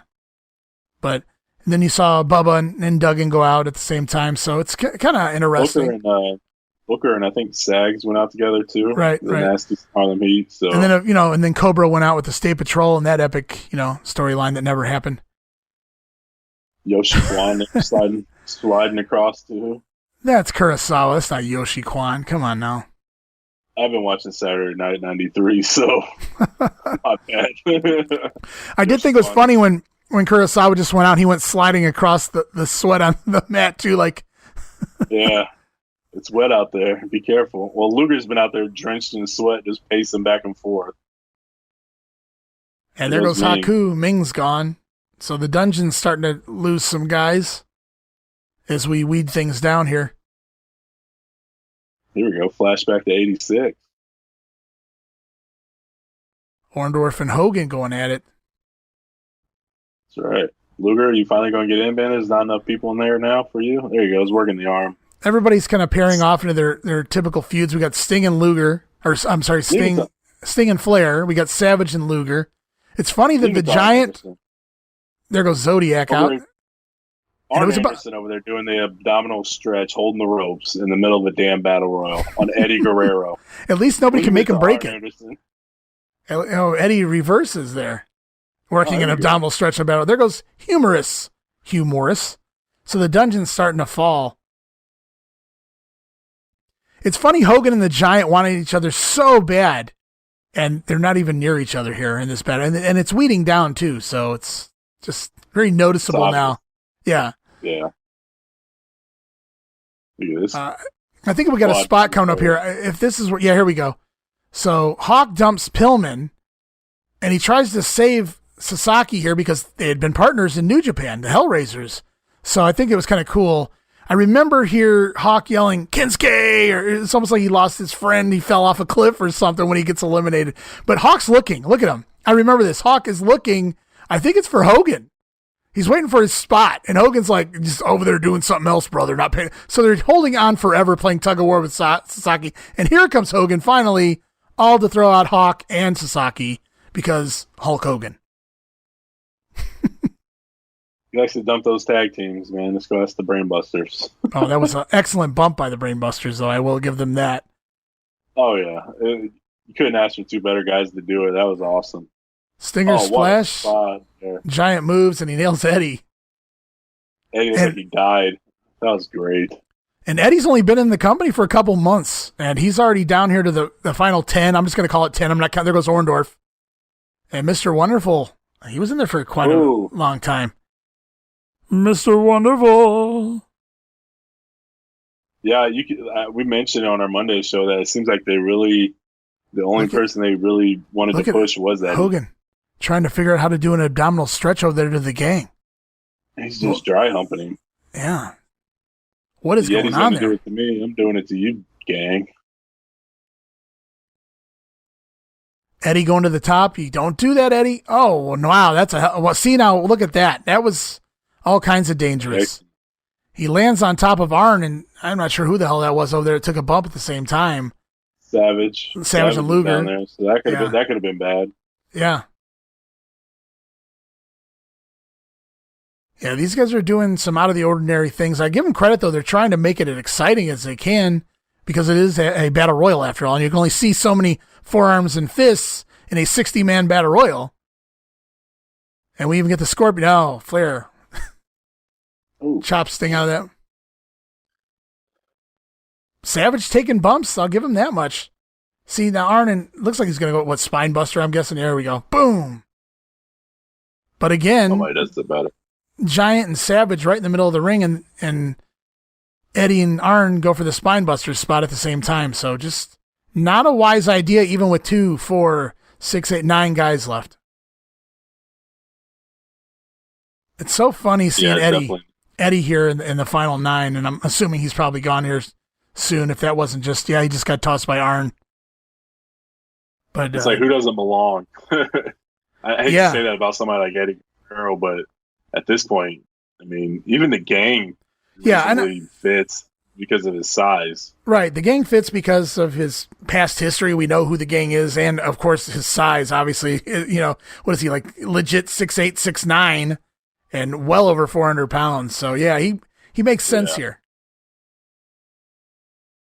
Eddie's the odd man out there, but he looked great. He got himself over. And early advertisements. I think Heenan didn't at the beginning of this talk about Eddie Guerrero? Was that this one? he's like a guy like Malenko or Eddie Guerrero can go a long way and possibly win this thing. So Heenan was impressed with those guys. You can clearly tell he ain't gonna do that for nobody. Based on his commentary on Nitro, he was thoroughly impressed with their work. But Malenko's actually, I was just about to mention him too, right before you brought that up. Malenko's not in this battle royal, and that was a bummer for me. Like, I immediately latched on to Dean Malenko when he got there. I don't know what it was about him, but I was a huge fan, like right away, right out of the gate. And here comes, looks like there goes Flair, even though he climbed up the ropes from the outside. So he technically has an argument like Hogan and Anderson out too. And Flair just goes nuts. What? Look at Gene. Oh, call the hotline. Find out what Ric Flair said to me. And the Horsemen are gone. We're done with the Horsemen here. It's unfortunate. Look at the gang. This is exciting. This is like a Royal Rumble 89 almost. We got the gang over there with the Mega Powers. It's crazy. It's funny how that works. We just need the Boss Man to come out. Well, Bubba was in there. Booty Man. Yeah, Booty Man. They were all in there. Well, Zodiac had to go out when he went out because his paint was almost gone. Oh, here comes the finish. This is the finish here. So keep an eye on the gang, everybody, in the background as everybody else starts going out because Savage will dump the gang at the same time everyone else starts going out here. So Hogan comes over and does the old Royal Rumble bit where he eliminates his friends and his enemies. Oh, sorry, brother. It was all an accident. And there goes the gang at the same time from Savage. And then the Giant pulls Hogan out under the ropes. And for some reason, Randy Anderson assumes Hogan went out. And for some reason, all the other referees have disappeared and they're no longer out there to call the action. So we rely completely on Randy Anderson, who was busy with the gang and Savage. And so Hogan's announced as being eliminated, even though he didn't go over the top rope, brother. So naturally, to get his heat back, he's got to go out here and slam the stinky rotten giant dude and then go back and cry about it in the ring. And have you ever seen Hogan move like this? He sticks his foot like 8 feet out underneath the bottom rope to drive the point home to the people in the last row that I went out underneath the bottom. Have you ever seen Hogan that flexible in his entire career? Look at this. Oh, never. Yeah, brother. Never. He can get animated when it benefits him. Oh, yeah, absolutely. What's the deal, brother? I won the match. I'm the champion. If you don't like it, tough shit. Savage is called the winner, and Hogan has a reason to bitch. Hey, how about it? And if I remember correctly, let's see if we can pick up the fans here. I want to pick up the fans. I didn't see you. Savage, he's won it. He's won the championship of the world. And now Hogan belly aching and crying, whining like a little boy, like a little spoiled brat. He's asking the fans. I think that was the reason why I never latched on to Hulkamania like so many other kids during that era, was because of his whininess and his poor sportsmanship all the time. I understood it worked at the same time. When he did heel things, people popped. I always questioned it. And he just seemed like such a whiny bat. Like, I'd never forget Royal Rumble 89 when he eliminated the Boss Man. That pissed me off. Royal Rumble 92, I was a little older then. I understood everything a little better. But when he eliminated Sid, that pissed me off. And that really pissed the entire fan base off, really. But I never liked that. And I hated how he always dumped Warrior, dumped Savage, dumped whoever. It was an accident, brother, dude. And we do the same spot here with, he dumps Sting. He's just doing to others before they do unto him. Yeah, I was never a giant Hulkamaniac. There he goes. He goes all the way under that time. Well, yeah, he even slid. He could have done a baseball slide there almost, or nimble as he is all of a sudden here. 30 minutes into a match. This is what I could do if I wanted to, brother. But I don't have to do that sticky rotten giant shit, dude. I just feel like, too, like, it's just fighting fire with fire. That's how I always looked at it, like the back rakes and things like that. Now, the other stuff about, like, pulling Sid out and Boss Man, that's just dirty tactics and being a baby. But, like, the cheating in the ring and doing things like that, it's just fighting fire with fire. Well, I think that shit caught up to him.